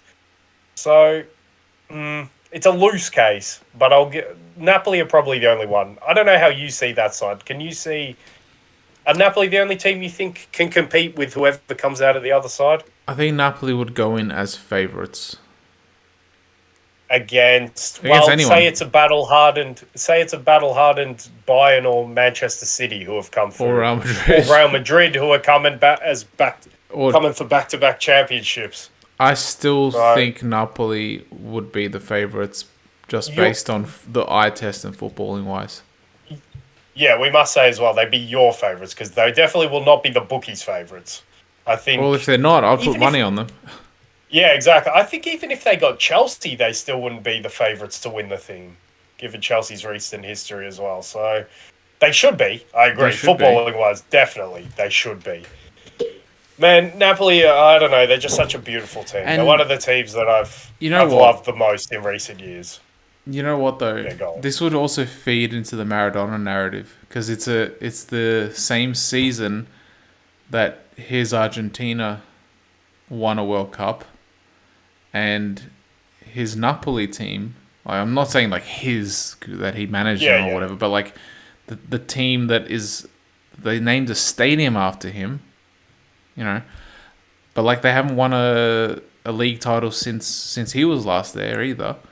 So They're getting that. They also never made a European Cup quarter final exactly. So in his like time there. it could also just play into that Maradona narrative where this season any team that's I guess associated like hardcore associated with Maradona. I know he played for like Barca and I think he play for one other European team or no? I don't think he did. I think it was only Barca and I don't Napoli. think so. Yeah, and Yeah. then I think he went to America after that, if I'm not mistaken. But it Yeah, might be but yeah, we it's might the be Maradona narrative. we might be getting greedy though with that, given that they will already have the title. So if they get a Champions League on top of that, that's a greedy narrative. And they've already eclipsed what he did in the European Cup. But man, they got Milan. They've got Milan this weekend in the league, so we get a little curtain raiser for what we will see in the quarterfinals. But man, they're just—I don't know. They're easily my favorite team in Europe this season. Um, they, I don't know. I find myself just really just loving watching Napoli. Like I'm almost someone. I'm just like Arsenal bring out this disbelief in me because they're so good at football. I'm like, wow, how's he done that? But Probably Napoli have because me they're so like, young as well. yeah, Whereas yeah, Napoli of are a little course, bit but older, a little bit more they are, I experienced. think, and as well, I don't have the dislike of Arteta, the residual of Arsenal being in the same league as Liverpool, so it might be a bias. But on a purely football thing, I'm like, wow, they like Arsenal are a great team. But with Napoli, like I feel myself just like being moved by them. I'm like, that is just beautiful. Like that is just wonderful. The teamwork, the connection of the fans with the players, the leadership of Osimhen, the performances of players like Kim, Varatskhelia, Merit, Di Lorenzo, I always love watching. Lobotka, who's come out of nowhere, and Gisa, who was a Fulham reject. I mean, I don't know. I don't know how you cannot love this team unless you're a fan of a rival team. And I am pulling with all my weight for them to win the Champions League. I know it'll be tough if they get to a final for them to get over that hurdle. I expect them to make a final though. I think they're clearly better than the other three teams in this side of the bracket. Even though I've loved what Benfica are doing, I know Milan have their world class players, and I know Inter are a big game team, but I just think they're clearly better than them. And I really hope if they do get to that final that they see out the job. And that is probably the storyline I'm most invested in. Maybe not the most interesting. I still might put the Premier League race as the most interesting. Maybe if you open it up to the whole Champions League, then I'm very interested in seeing what happens there, obviously. But in terms of being invested in something, it's Napoli I'm probably more. Look, I wouldn't prefer this to happen. I'd still prefer Liverpool to get top four. But right now, my investment is more for Napoli to win the Champions League than it is for Liverpool to get finish top four because they've given me something to support. They're that good a team. You bought Napoli stock early on. Well, to be fair, I did it because I didn't. in the preview for the season, I don't think I mentioned Napoli as a potential league title challenger, and I mentioned pretty much everyone else. But they lost Insigne and Koulibaly the season before, and I just thought they're going to rebuild. Like, I had no idea who Kvaratskhelia was. Honestly, I knew Osimhen was pretty good. I floated his name out a few times on pods last season as potential transfer target for the Premier League. I didn't know he was this good already. And I never knew if he would ever be as good as he's been this season. But he and I didn't know who Kim Min Jae was. To be fair, I didn't even know Moret and Di Lorenzo were this good. Of course, I didn't know Lobotka was this good. So I can't take credit for that. But once I saw what they were doing, I'm like, give me all of that Napoli stock. Now, I bought high, and like it was already an all-time high, but still riding it. I don't mind. I'm fine with that. Yeah, I'm still riding that stock, and like rightly so. So yeah, they're who I'm most invested in for sure. But I don't know if you have any more to add on that, or maybe you wanted to open up. No, we'll probably do. We'll touch on the other side of the Champions League draw when it's closer to it. Yeah. Because those ones are more ones that, like, who knows what's going to come out of there, because I can see. But I'm still either beating each other. I'm still putting forward my Maradona narrative. I like it. it. They've already got their title, so yeah, maybe if they could get another trophy this year, put it with his statue, that'd be great. And then make the Maradona statue. But I must say, this is probably, for the star quality as well, these are big powerhouse traditional names. The top four race in Italy is right up there on my list of things that I'm looking forward to seeing till the end of the season. Now, again, in the same vein as the Premier League top four fixture, I did look at all their run-ins. They all have, I think Juve had the hardest run-in, but as we touched on, that might be a blessing and a curse for them, given that they need to pick up points against their direct rivals, and they need their direct rivals to slip up. It's two birds with one stone. So that might be good for them. Are they good enough to win all of them? I don't think so, but they are probably, well, and this could all be a moot point because they could get their appeal. They could get it overturned, the decision overturned. I don't think they could get 15 points back in the bag. We'll see. I don't. Because you know that maybe they'll get. But you know the Tottenham football director or whatever? Teacher, yeah. Yeah, like his ban actually got extended worldwide. So they've actually upped his ban. And that just makes me think this isn't going to get overturned. Yeah, that will be in itself interesting, but that's not an on-field matter. But yeah, if it wasn't for that, obviously they'd be second best team, so they might have a chance of winning those tough fixtures. But the rest of it, and you look at the names, and Atalanta are somehow still in there as well, who I wrote off a while ago, but they're only 3 points off Milan, so they're right back into it. Then you've got Roma, Milan, Inter, Lazio. From Lazio to Atalanta, 7 points separates them. So, man, I don't know what's going to happen here, but I do know. All right, here's the question.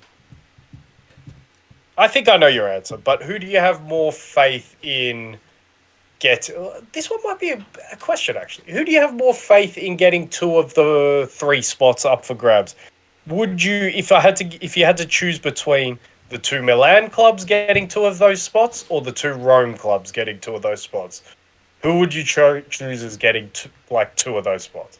It might not work out that way, but if you had to. I think the 2 Milan teams. I thought that would be your answer, but I thought it was a question because obviously Lazio. Yeah, go on. Because Juve still have another route to the Champions League, and that's by winning the Europa League. So they don't. This is, I guess, maybe like a side quest or like a backup plan, but they're putting all. I reckon they're going to put all their eggs into the Europa League basket.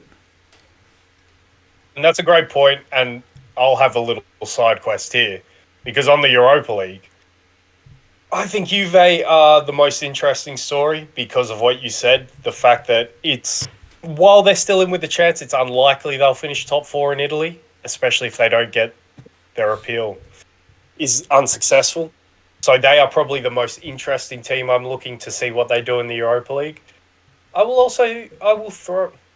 Who's more interested? Well, I'm pretty sure I know this. Actually, who's more interesting to you, Leverkusen or Manchester United, in terms of the story out of that Europa League?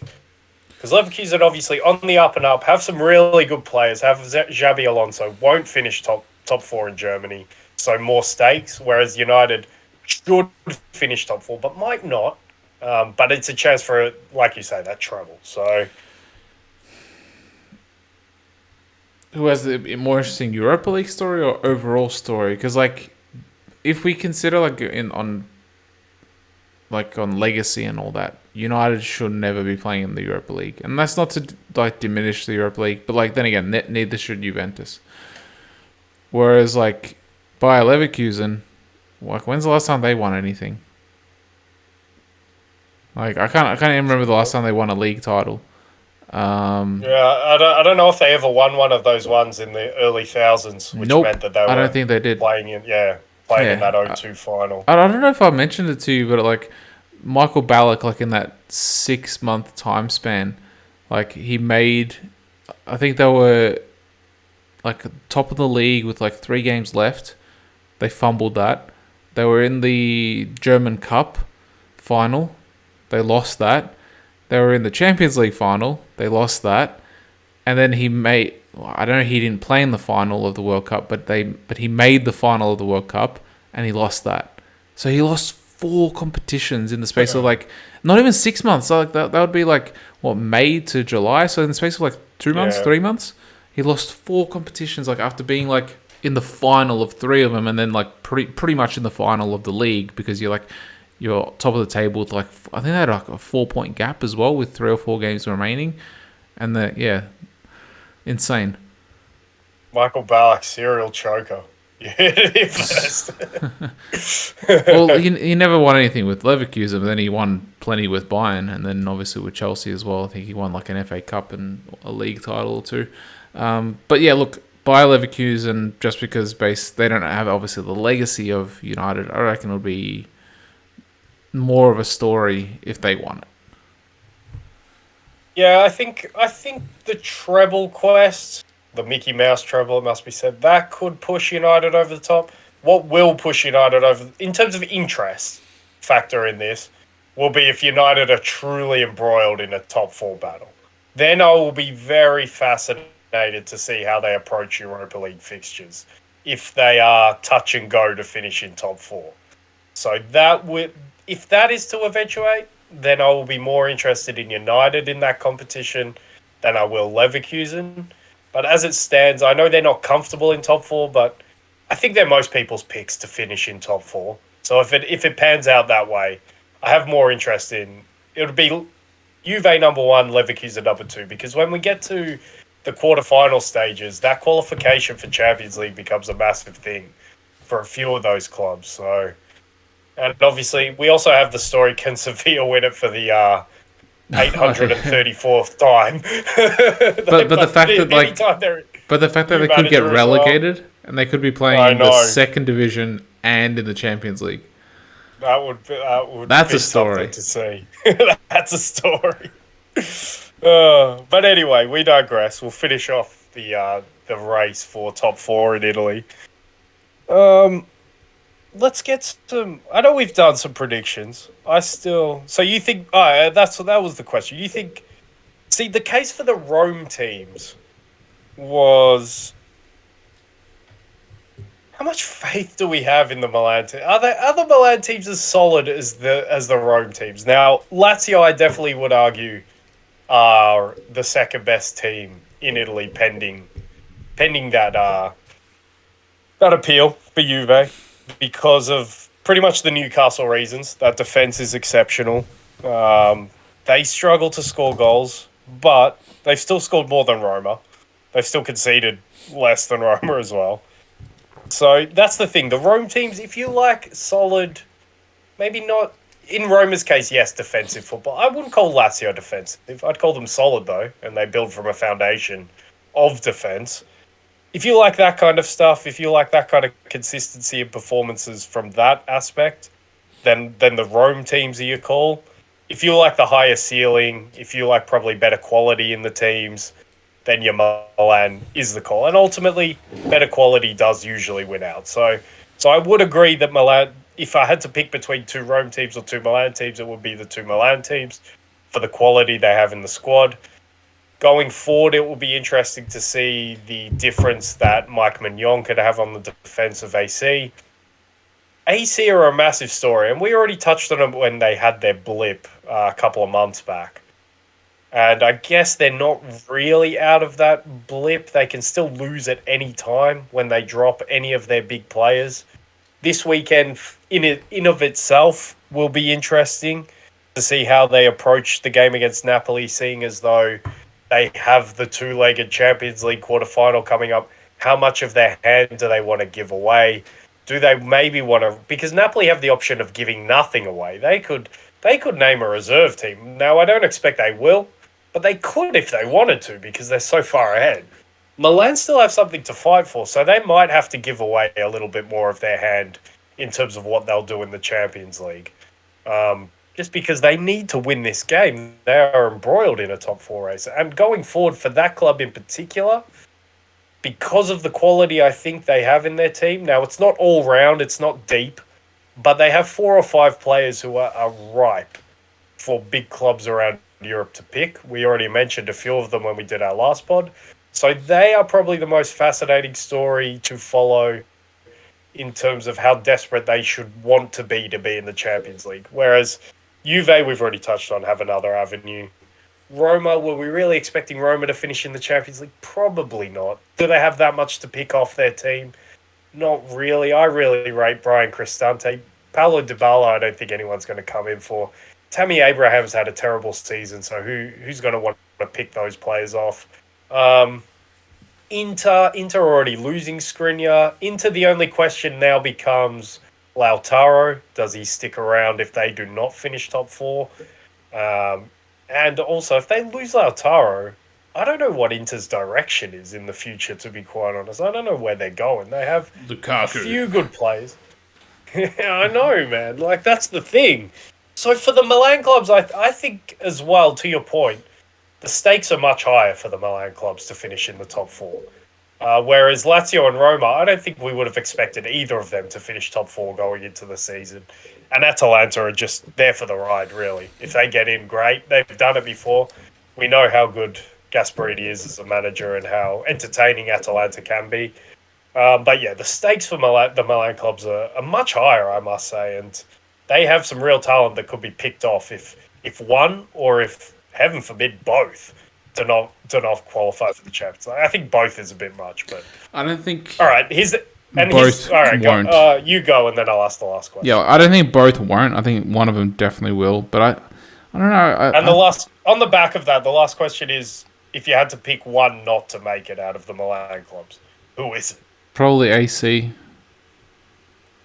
I can agree with that, but Inter are freaking wretched. But I just don't trust Roma though, and Atalanta. I know they're only 3 points behind, but like, I don't know. I can't really trust them either because weren't they dispatched by AC like a couple of weeks ago? Yeah, Atalanta, I wrote off. I wrote off a few weeks ago, and now all of a sudden they're here again. So, I would probably. I don't know if I'd agree. I think it's a toss-up between those Milan clubs and who could miss out. But you see it finishing the way it is now in terms of? I'd say so. Without any revoking of. I don't think there'll be any revoking. Yeah, and if there is, we've got to mention the 4th place is then in jeopardy. Yeah, true. That's a scary thought. I guess so. That leaves Bundesliga and France, which should be quick wraps. Let's wrap up France quickly Bundesliga last. And then finish on Bundesliga. Because we have probably the biggest, I would say the biggest game of the weekend coming up in the Bundesliga, which is great. France. Well, you know what? I'll get their fixtures up now to help me. But I mentioned this before. It might not be an eventuality, but the next 3 weeks for PSG, I think are absolutely, I wouldn't say pivotal, because even if they faltered over the next 3 weeks, they could still win the league because they they do have a good run of fixtures after these 3 games, and ones that they could conceivably win all of them. But they have Lyon this weekend. Now, granted, Lyon have not been good this season. I've barely watched any of them that they've been that bad because they've never been relevant enough to watch. But that is traditionally a game, one of the few games in France you'd expect PSG to have problems with. They are at home, which is good for them.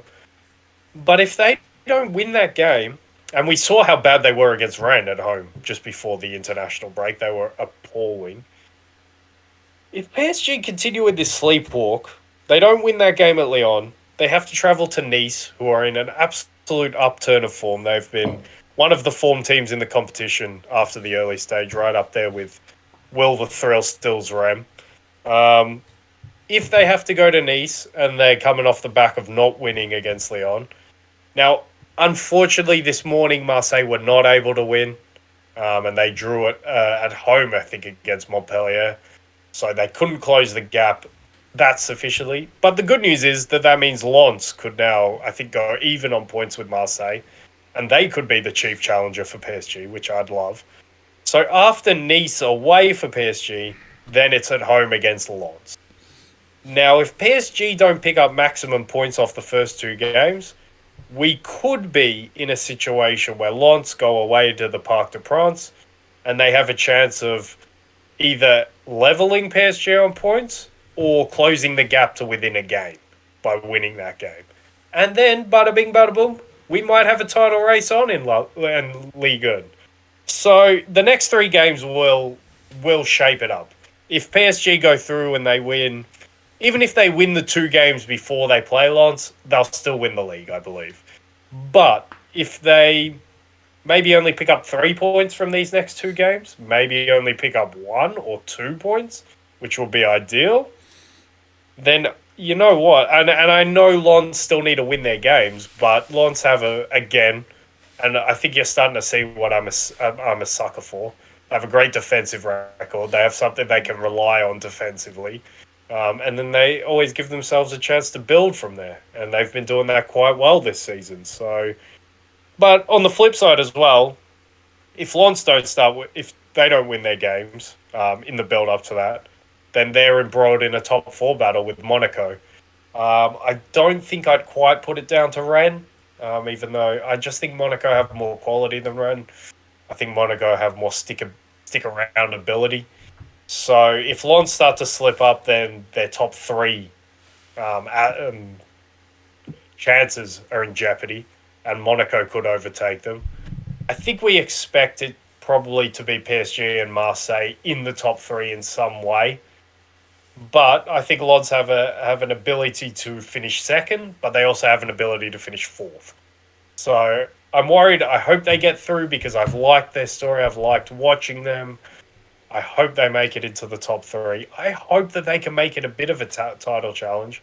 I'm not holding my breath for that one, though. But, like I said, for PSG, next 3 games are absolutely, maybe not make or break, but they will be make if they win them. They will win the title if they win 2 of those 3. But if they slip up, then they might have to sweat it out for a little bit longer. So that in itself, I think, is a little interesting. Top 3 race is interesting in itself as well because Monaco... I think only 3 points behind Lens going into this weekend. So, yeah, a little bit fascinating, a little bit of something to watch for. Maybe Rennes can push themselves in. And then there's the Europe places behind it, which there are some decent teams who are fighting it out, like Rennes, like Rem, Monaco, obviously, there, Lille. So, yeah, Liga not completely done. But, yeah, I think if PSG win... I think whenever they play this weekend, then they'll go a long way to saying that they will be champions. And that is all. Do you care much if PSG win the league, or is it because for me, I wouldn't mind them not winning. I reckon it would be great if they don't win. Of course, this is why it's somewhat interesting because we don't care if PSG win the league. Like that's what they're meant to do. So anytime that there's a chance someone else could win it. Yeah, I'll be a little bit more interested. And you sort of cheer them on as well, Marseille just slipped up though.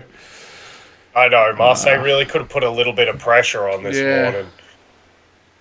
But So that was I don't disappointing. know. Like maybe if the results don't keep going PSG's way, they don't have Neymar. I think for the rest of the season either.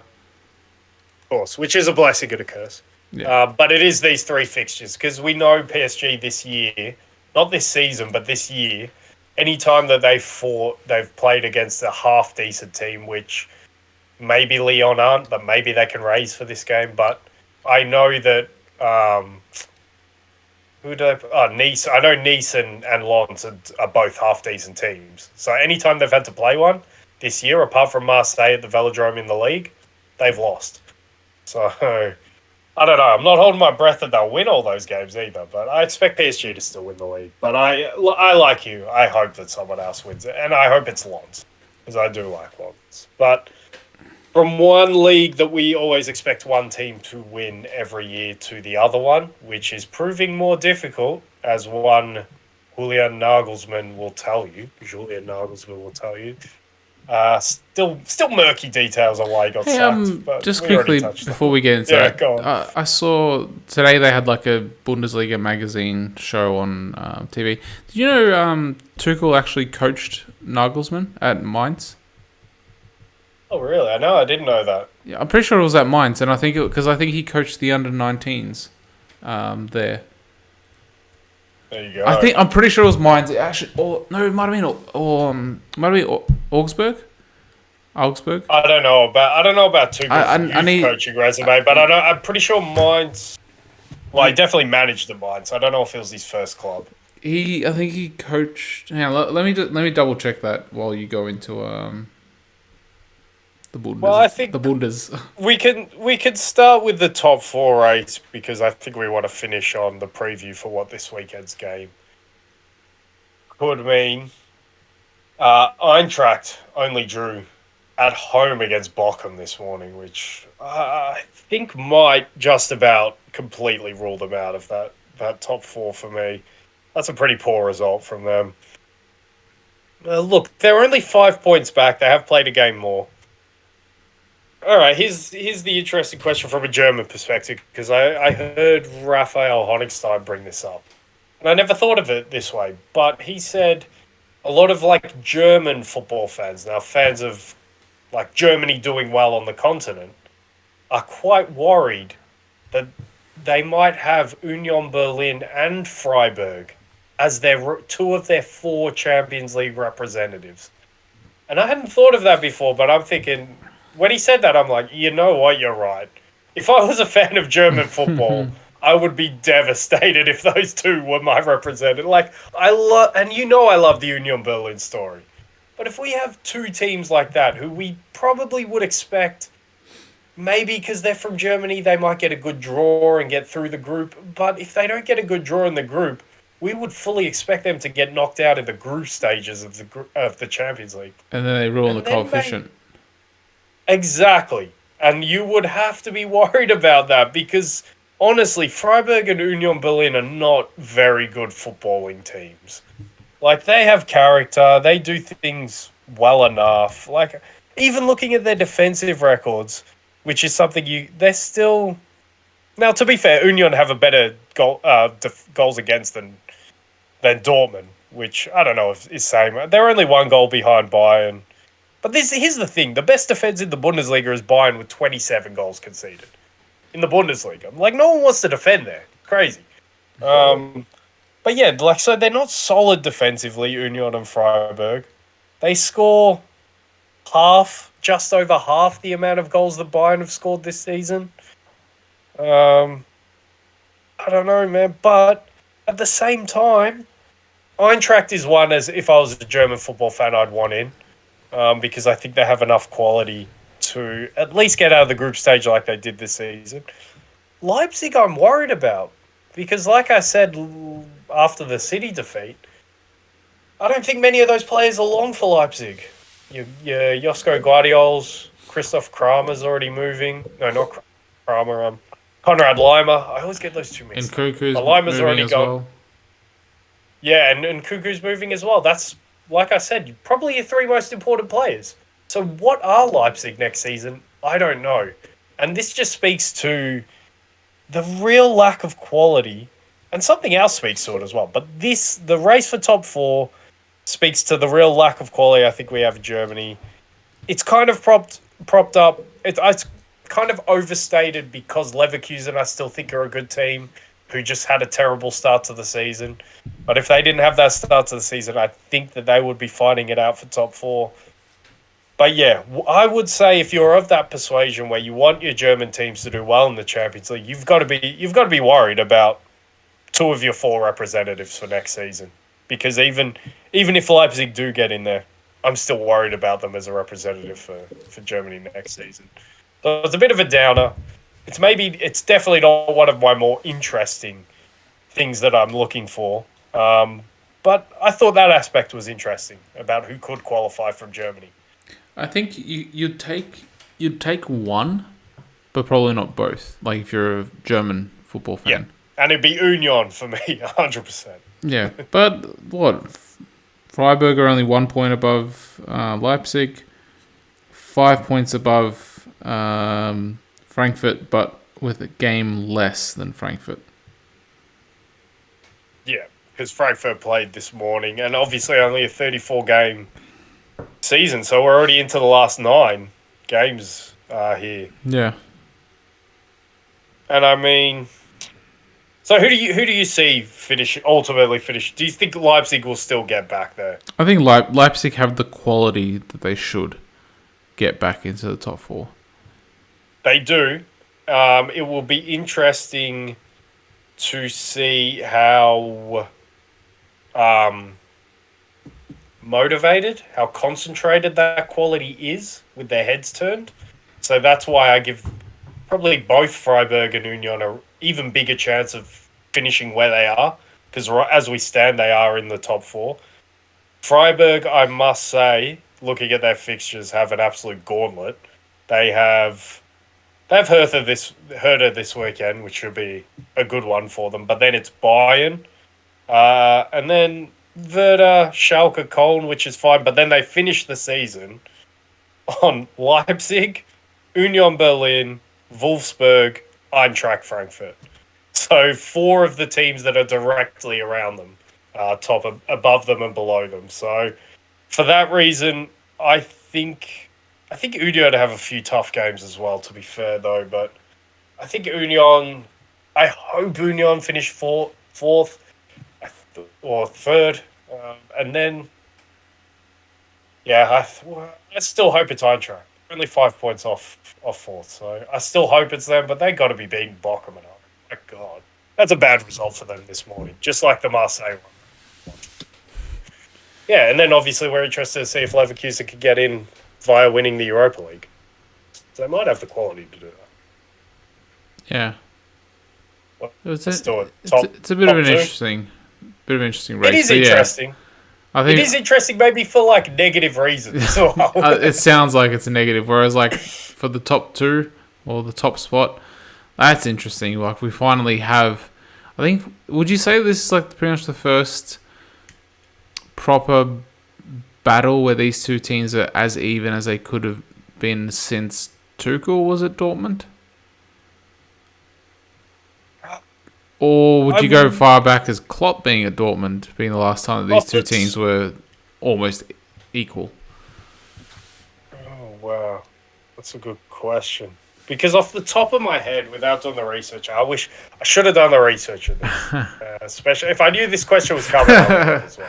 Should have predicted. But off the top of my head, I think the Lucien Favre teams of a couple of years back with Dortmund, they were actually pretty competitive back when Axel Witsel was still a good player. And then they had nice pieces around there. Marco Reus was more fit. From memory, I think they might have gone to the Allianz at a similar point of the season. From memory, and I think they got battered like 4 or 5-0. And that was the last time I think there was a semi-title race. But yeah, no, like the fact that we have to think about it and the fact that we can't think about it. And honestly, Tuchel might have been... I don't know. Did you look up Thomas Tuchel before? What years was he at Dortmund? Because I'm pretty sure a few of them would have coincided, or what is it? Klopp moved to Liverpool 15-16. So he finished 14-15. Yeah, so only one of those years coincided with Pep. So I don't know. This goes It into was what? 15 to 17 that he was at Yeah, so Dortmund. we only had one season without Pep there at Yeah. Bayern, and that was who was in charge in 17. They got Carlo in, didn't they? I think they got Ancelotti Yeah, they got it after straight. Pep. Yeah, they did. So yeah, I mean, it's not much of a downgrade if it is at all in terms of. Although they never really loved Carlo in Bayern, it must be said. He probably didn't resonate with the German mentality, with his laissez-faire approach Yeah, to coaching. But yeah, even back then you couldn't think of a title race. So the epic ones were definitely when Klopp was there, and then we've had a few powder puff ones maybe from Dortmund. And honestly, this one could still be a powder puff title race because and I heard this on I think it was the football ramble. I think it was Andy Brassel said he he actually said he'll be shocked if Bayern do not win 4 or 5-0 at home. Now, I'm not going to go as far as saying shocked. I would be quite shocked if Bayern don't win this game. And it is still definitely in a place where Bayern can still just steamroll to the end of the title. And it's still in a place where Dortmund could still slip up. Now, Dortmund, I think, have pretty favourable fixtures to the end of the season. But this is the acid test. This is the one that says, are you really here or are you just masquerading to be here? Are you just like loitering around the door? Are you going to come in or what? Are we? And they're top. They're top at the moment. But this game, they don't necessarily have to win, but they have to put in a good showing. They have to not roll over. It's kind of like Arsenal going to Anfield next weekend. They have to be there or thereabouts. Even if they lose in a game where you could say they could have won the game, fine. I can accept that. Bayern are now top of the league. Then it comes down to what is the impact of Thomas Tuchel at Bayern. Now, if they get a new manager effect, if they got a good bounce, if they get the Hansi Flick effect that they got a few years back, and they can just steamroll on, then it turns out that this game is in fact pivotal and you can't lose this game. But if they continue to be Bayern, even though they've got Tuchel in, then they can absolutely slip up, lose points from here to the end of the season. And as long as you competed in this game, if you're Dortmund, then you've got to say, well, we could compete with them. We could go out and win the rest of our games and we could still be champions. So, but one thing that must not happen is they must not roll over. They must not lose 3 or 4-0. It mustn't be that same old story of Dortmund going to the Allianz. That cannot happen because if that happens, then although Bayern will only be within a game of Dortmund, I think most people will be going, Bayern are going to win this title pretty comfortably now. In regards to like injuries, do Dortmund don't have any players coming back, or because I don't know, like I'm just thinking about like the teams and the like. I wouldn't be surprised if Bayern steamrolled them. In all honesty, I wouldn't be surprised, especially at home. And if they get that new manager effect. that too, yeah. Yeah, I still, on the injury list according to transfermarkt.com, they still have, all I think Julian Brand is not on this list, so he might be back. Expect to return April 2nd. Oh, they might have Adiemi back as well. It says his expected return is April 2nd. Makoko as well. And Gio Reyna, who only has a cold. But yeah, Julian Brand is not on there. So, yes, he might be back. And that might be a big boost. And if Dortmund... That could make it a little bit more interesting if they have like their main stars coming back. And it's tough. It's tough to go into the football because we don't know what Bayern are going to... I think Bayern will look pretty much the same because Tuchel did use that 3-4-3 at Chelsea. But we don't know what the balance will be because I can't see the balance being the same as it was under Nagelsmann. It has to be more defensive under Tuchel, we'd expect, wouldn't we? I think it would be more organised and more solid. Organised. Yeah. Yeah, we could go. I don't think it will be more defensive, but I think it will be more organised. And do you think Cancelo plays or Stanisic? I think it'll be Cancelo if he goes three at the back. I this is probably one of the best things that can happen to Cancelo as well. Like it seemed like he fell out of favor with Nagelsmann, and now a new coach comes in, and how long does it take for him to fall out of favor with him? I know. So, and look, the interesting thing is, if Nagelsmann was still there, and if I was sure that Bayern would still be the same Bayern, then I might fancy Dortmund a little bit more in this game because going into the international break, Dortmund were the better team. They were playing better than Bayern going into that break. And they had a great performance against Cologne just before the break. And that started to let me see what the ceiling was for Dortmund. So they're going to have to play to ceiling. But I don't know. It's funny because this is the biggest game of the weekend probably. It should be the most exciting game, but I think just you and me talking about it now, I think we both feel the tinge that we expect Bayern to kind of comfortably win this game, which is something we shouldn't say when Dortmund are top of the league and sort of in this run of form they have been this calendar year. So I hope it is a rip-roarer. I hope it is one of your typical Dortmund games, actually, because hopefully maybe Bayern play to that level. But yeah, to your point, I think Tuchel will bring in this organisation. I know I've been kind of critical, and that's just because I think Bayern gave up far too much in this sort of pursuit for Thomas Tuchel. I don't think he's worth what they gave up in terms of financially to Nagelsmann. And in terms of Nagelsmann himself, I don't think they should have given up maybe the best young manager in all of Europe to go after Tuchel. I think Pep's probably the only guy you would do that for. For me, maybe Klopp.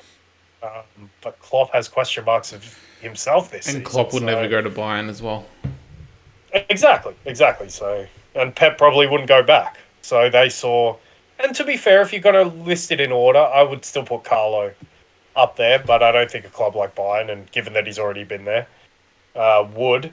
So I guess Tuchel is the next in line if you are going to give all that up, but I wouldn't personally, because I think... Hang on, would you put Arteta in there? Okay, well, this is interesting. Let's maybe finish, because I don't know if you have... Do you have anything else to say about Dortmund Bayern? I guess it's just let's play it out. Let's see how it is. The exercise I wanted to finish, how would you rank the managers in the world at the moment? And then we might get our answer of whether Tuchel was worth it. Because it's got to be Pep 1. Or Carlo 1.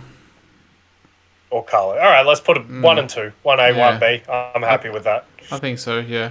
And then Klopp is after Klopp that. Is Klopp even clear 3, or do you have to have more questions of him and put him in a... No, I'm putting him clear 3. You could even argue for him to be number 2. Yeah, exactly. Because when you say Pep, like in recent years, it's always been Pep. Klopp. But then what Carlo's been doing. Well, of course. Carlo with this added little tail to his career. Absolutely. Yeah. And Carlo is still the best resume manager that we have going at the moment. So they're the 3. And then below it becomes interesting. Is Tuchel 4? Based on most recent achievements, like winning the Champions League, 2 years ago? In a weird pandemic season where there were no fans.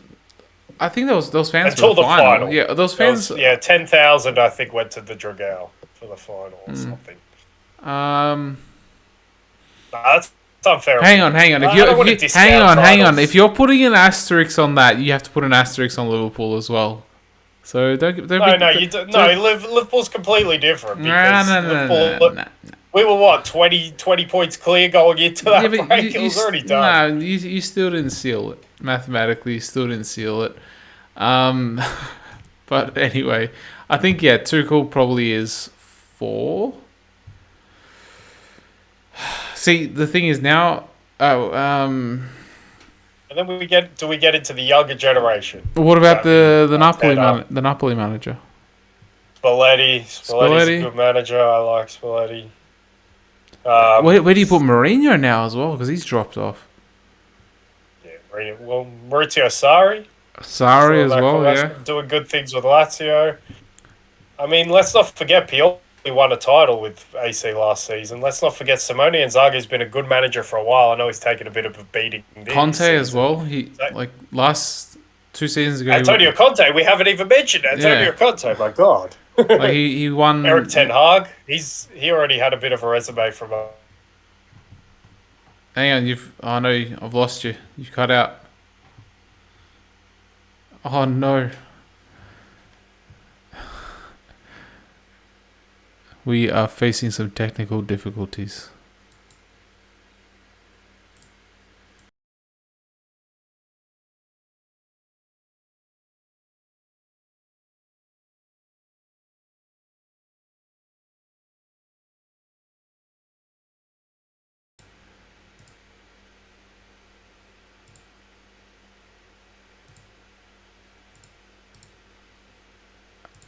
All right, we're back.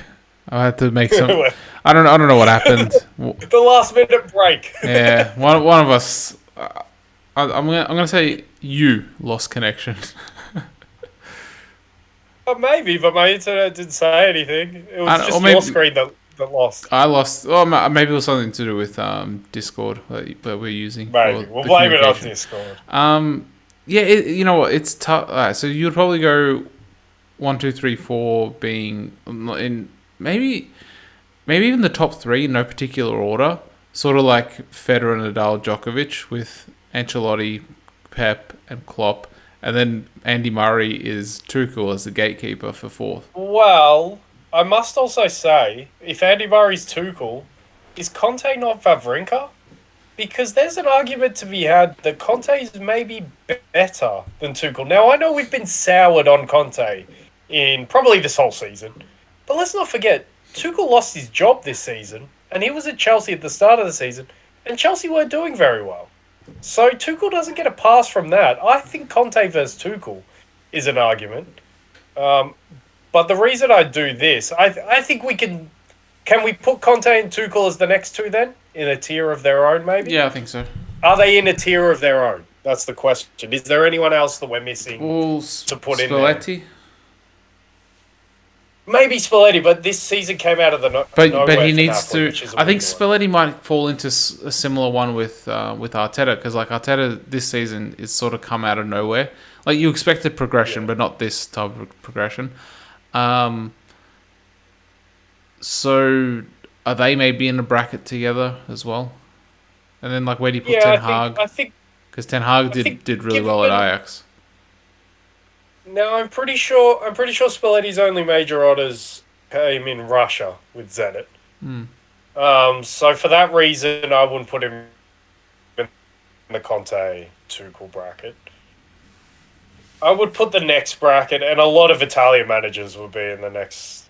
Now, here's the thing. I think from Conte to Tuchel, honestly, who is the next manager? It's probably Nagelsmann, isn't it? Is Nagelsmann 6? And then we'll go into the other bracket? Well, hang on. Because I think Nagelsmann, for me, at the moment, is clearly above Arteta and Xavi. How? Because of what he's already accomplished. What has he accomplished? Because he got Hoffenheim. He got Hoffenheim top 4. They didn't qualify that year. They got beaten in the playoff by Liverpool. Then he got Leipzig into the top 4. Did qualify for the Champions League. Got out of the group stage. Again, lost to Liverpool in the round of 16. And then won the league with Bayern. Now, Xavi hasn't won a league. Arteta hasn't won a league. And he got Bayern to the quarterfinals last season. So there's been progression. To the point, Arteta, well, Xavi obviously coached in the Champions League this season and failed. And that was against Nagelsmann, let's see. And Arteta has not even coached in the Champions League. So there's no question. Like, as it stands. Now, Arteta will, or might, I won't say will, might have a very challenging Premier League title to his name at the end of this season, and then we can have a discussion. But as it stands, Nagelsmann is clearly better than those two on resume, and let's not forget, he brought that Bayern team through a gauntlet of fixtures in the Champions League this season, and they're comfortably into the quarterfinals of the Champions League. So just because he's been sacked, I don't think his stock should drop. And that is why I said, and we'll do the next tier, but here's why I wanted to do this, and here's what I said about Tuchel. Because the drop-off from potentially 4th and I don't think anyone's putting Tuchel in the top 3. The drop off from 4th to the 6th best manager is not enough for me to do all of this for me. Like there's only Antonio Conte between where Tuchel ranks and where Nagelsmann ranks as a manager. So to go to all that effort that Bayern went, I just think was a bit excessive. But who knows? They might win the Champions League and I'll look like a fool because that's very possible. Yeah. And while I say that, we still do rank Tuchel as the 4th best manager, so 4th or 5th. But so we're not, but even that, do you think? I'm not shitting on it. I'm just saying. Do you think that's maybe even a stretch because, like, he won the league, he won one league title with PSG. He brought them to the final. Yeah, and he lost one to Monaco as well. He did bring them to the final, and maybe had PSG playing their best football. But if I want to put an asterisk on him winning it with Chelsea, the bubble season in Lisbon was even weirder than the no-fan season with Chelsea, because that was one-off ties from the quarters through to the final. Yeah, that too. At the Stadium of Light. Yeah, so like, do you then potentially put Conte above? That's why I said Conte. Yeah, Conte could be above Tuchel, so we could be saying. But Conte's 5th failed. 6th. Now Conte's big ding In the is Champions the League, yeah. League, of course. But he does have an undefeated season with Juve to his name. He did rejuvenate Juve in the early parts of the 2010s. Did he win the 3 on the trot with them? Yeah, I'm pretty sure he did. I think he won 3. And obviously having an unbeaten season and winning leagues wherever he's been. I would put Conte above Tuchel, to be quite honest, because I think Champions League are the more eye-catching achievement.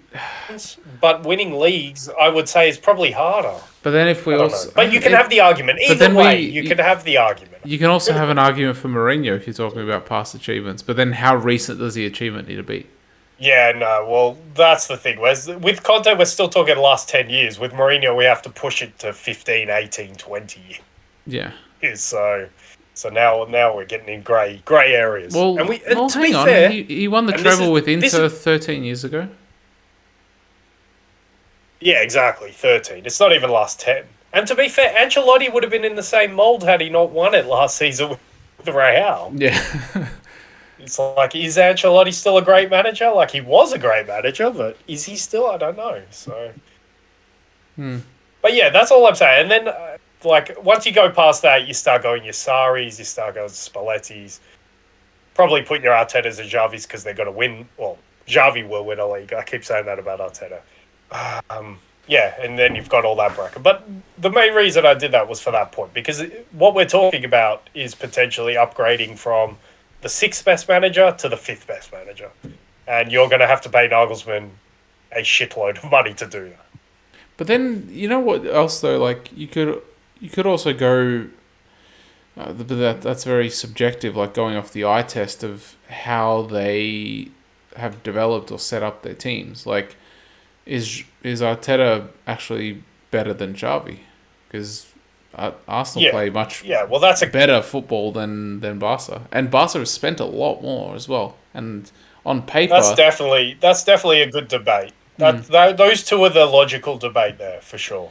But and Conte, yeah. This is Xavi's first full season, whereas this is Arteta's. He had half a season, so this is his third full season. Yeah. So I think that debate is good, too. and I think the Conte Tuchel one as well is a good debate as well, because I think we've soured so much on Conte. Let's not forget Tuchel was going through personal problems of his own last season and early this season. How good is Thomas Tuchel still as a manager? We can ask that question. We'll see. He's got a big chance. He's got a big job. I mean, this could be disastrous for Thomas Tuchel, though, as well, because let's just say, heaven forbid, they don't win the league and Man City knock him out in the quarterfinals of the Champions League. Where does Thomas Tuchel or where do Bayern go next? I'm still somewhat reeling from the decision, to be quite honest. I'm still having all these thoughts about what happens now. Compare the Conte sacking to the Nagelsmann one. Like, Nagelsmann was totally out of left field. The Conte one was like, well, that's expected. Like, it was like, there was a chance. A matter of time. TikTok. I know, and there was a chance at the end of the season. We probably could have been saying that that Julian Nagelsmann is a higher rated manager than Thomas Tuchel. If he won his second league title in a row, I know it's just Bayern, I do know that, but it's still the German league. If he wins a second consecutive league title, maybe makes Champions League semis, maybe makes a final, then I'm starting to have, especially given his age, then I'm saying, well, Nagelsmann might just be a better manager than Tuchel. So, huge decision, huge potential ramifications, huge pressure on Tuchel from now to the end of the season. And it all begins this weekend against Dortmund, and bring it on. Maybe a little bit too soon. They really threw him in the deep end. Yeah, I know. Well, at least he had the international break, but how many players would he have had? He might have had to go away with Germany to work with those players. There you go. Can I please sit in on the training? I need to talk to my Bayern boys. Well, they probably all returned like Wednesday, so they're probably training on Thursday, maybe Friday. So he's only maybe had like 1 or 2 sessions with the majority or all of the team. He did have a fantastic impact with Chelsea when he came, though. They looked noticeably different as soon as he came in. So. Yeah, and you know what? You know what else though? Native German speaker, so maybe the whole language. His English is pretty good. Bayern are always keen on that. Yeah. So, coach, yeah. But that also like maybe he can get his points across much easier in German as opposed to English at Chelsea, even though he obviously won the Champions League and he's got his points across very quickly. But yeah, and also like maybe in regards to his personality and everything like that, it in Germany they might understand it better based on like their culture and all that stuff. So yeah, they might. You mean the Bayern board, who don't really like anyone who's insubordinate, working with Thomas Tuchel, who was clearly insubordinate at Chelsea. This is a marriage. It's just a weird one, man. There's so many weird things about this whole thing that went down. But Tuchel is a Munich native or Bavarian native. Yeah, well, so, we know he made himself a Munich native in recent months by going back there and living there and probably loitering around the training. I'm pretty sure he was born there. Okay, all right. I'll let at least in Bavaria. I don't like. He wasn't born in Munich, but he was born in Bavaria. I'm pretty sure. Also, just to go back on it, it was Augsburg that Tuchel managed Nagelsmann. Or Augsburg, however you say it. Senior level or? It says under 19s. It says senior. Managerial career. It just says 2007, 2008. So I'm not entirely too sure. But it looks like. Yeah, it looks like it was seniors. So, yeah, that's interesting. Yeah, that is interesting. The master has replaced the student. Yeah. As is probably the last storyline we've touched on, the Tuchel storyline in general. Just with, will Bayern's love goggles be warranted, or was this was this just one where they were just feeling lustfully for Thomas Tuchel and they've thrown away a promising dynastic manager in Nagelsmann who could have stayed there for 10, 15 years. You know what? If they win the league, get past City, but get knocked out at the semis, it was the right decision. Because I'm not sure if you don't go on and win it. I know it's harsh to say. I'm not sure Nagelsmann would have beaten City, but I can see Tuchel beating City. That's a fair point. That is a fair point. Yeah. Anything else to add? Oh, let's just quickly do predictions. Liverpool, City, or City, Liverpool. Come on. I don't predict Liverpool anymore. I don't predict this. Fine. But you know my downcast mood at Liverpool at the moment. Napoli, AC, then. Ooh. I'll go 2-1 Napoli. Still think they'll win. Is it at Napoli or is it at San Siro? It's at Napoli, yeah. They beat AC at the San Siro early this season. Okay. I reckon they'll keep a clean sheet. I'll go 3-0. And Bayern Dortmund. 5-0. I'll go 3-1, mine. I'll go 3-2.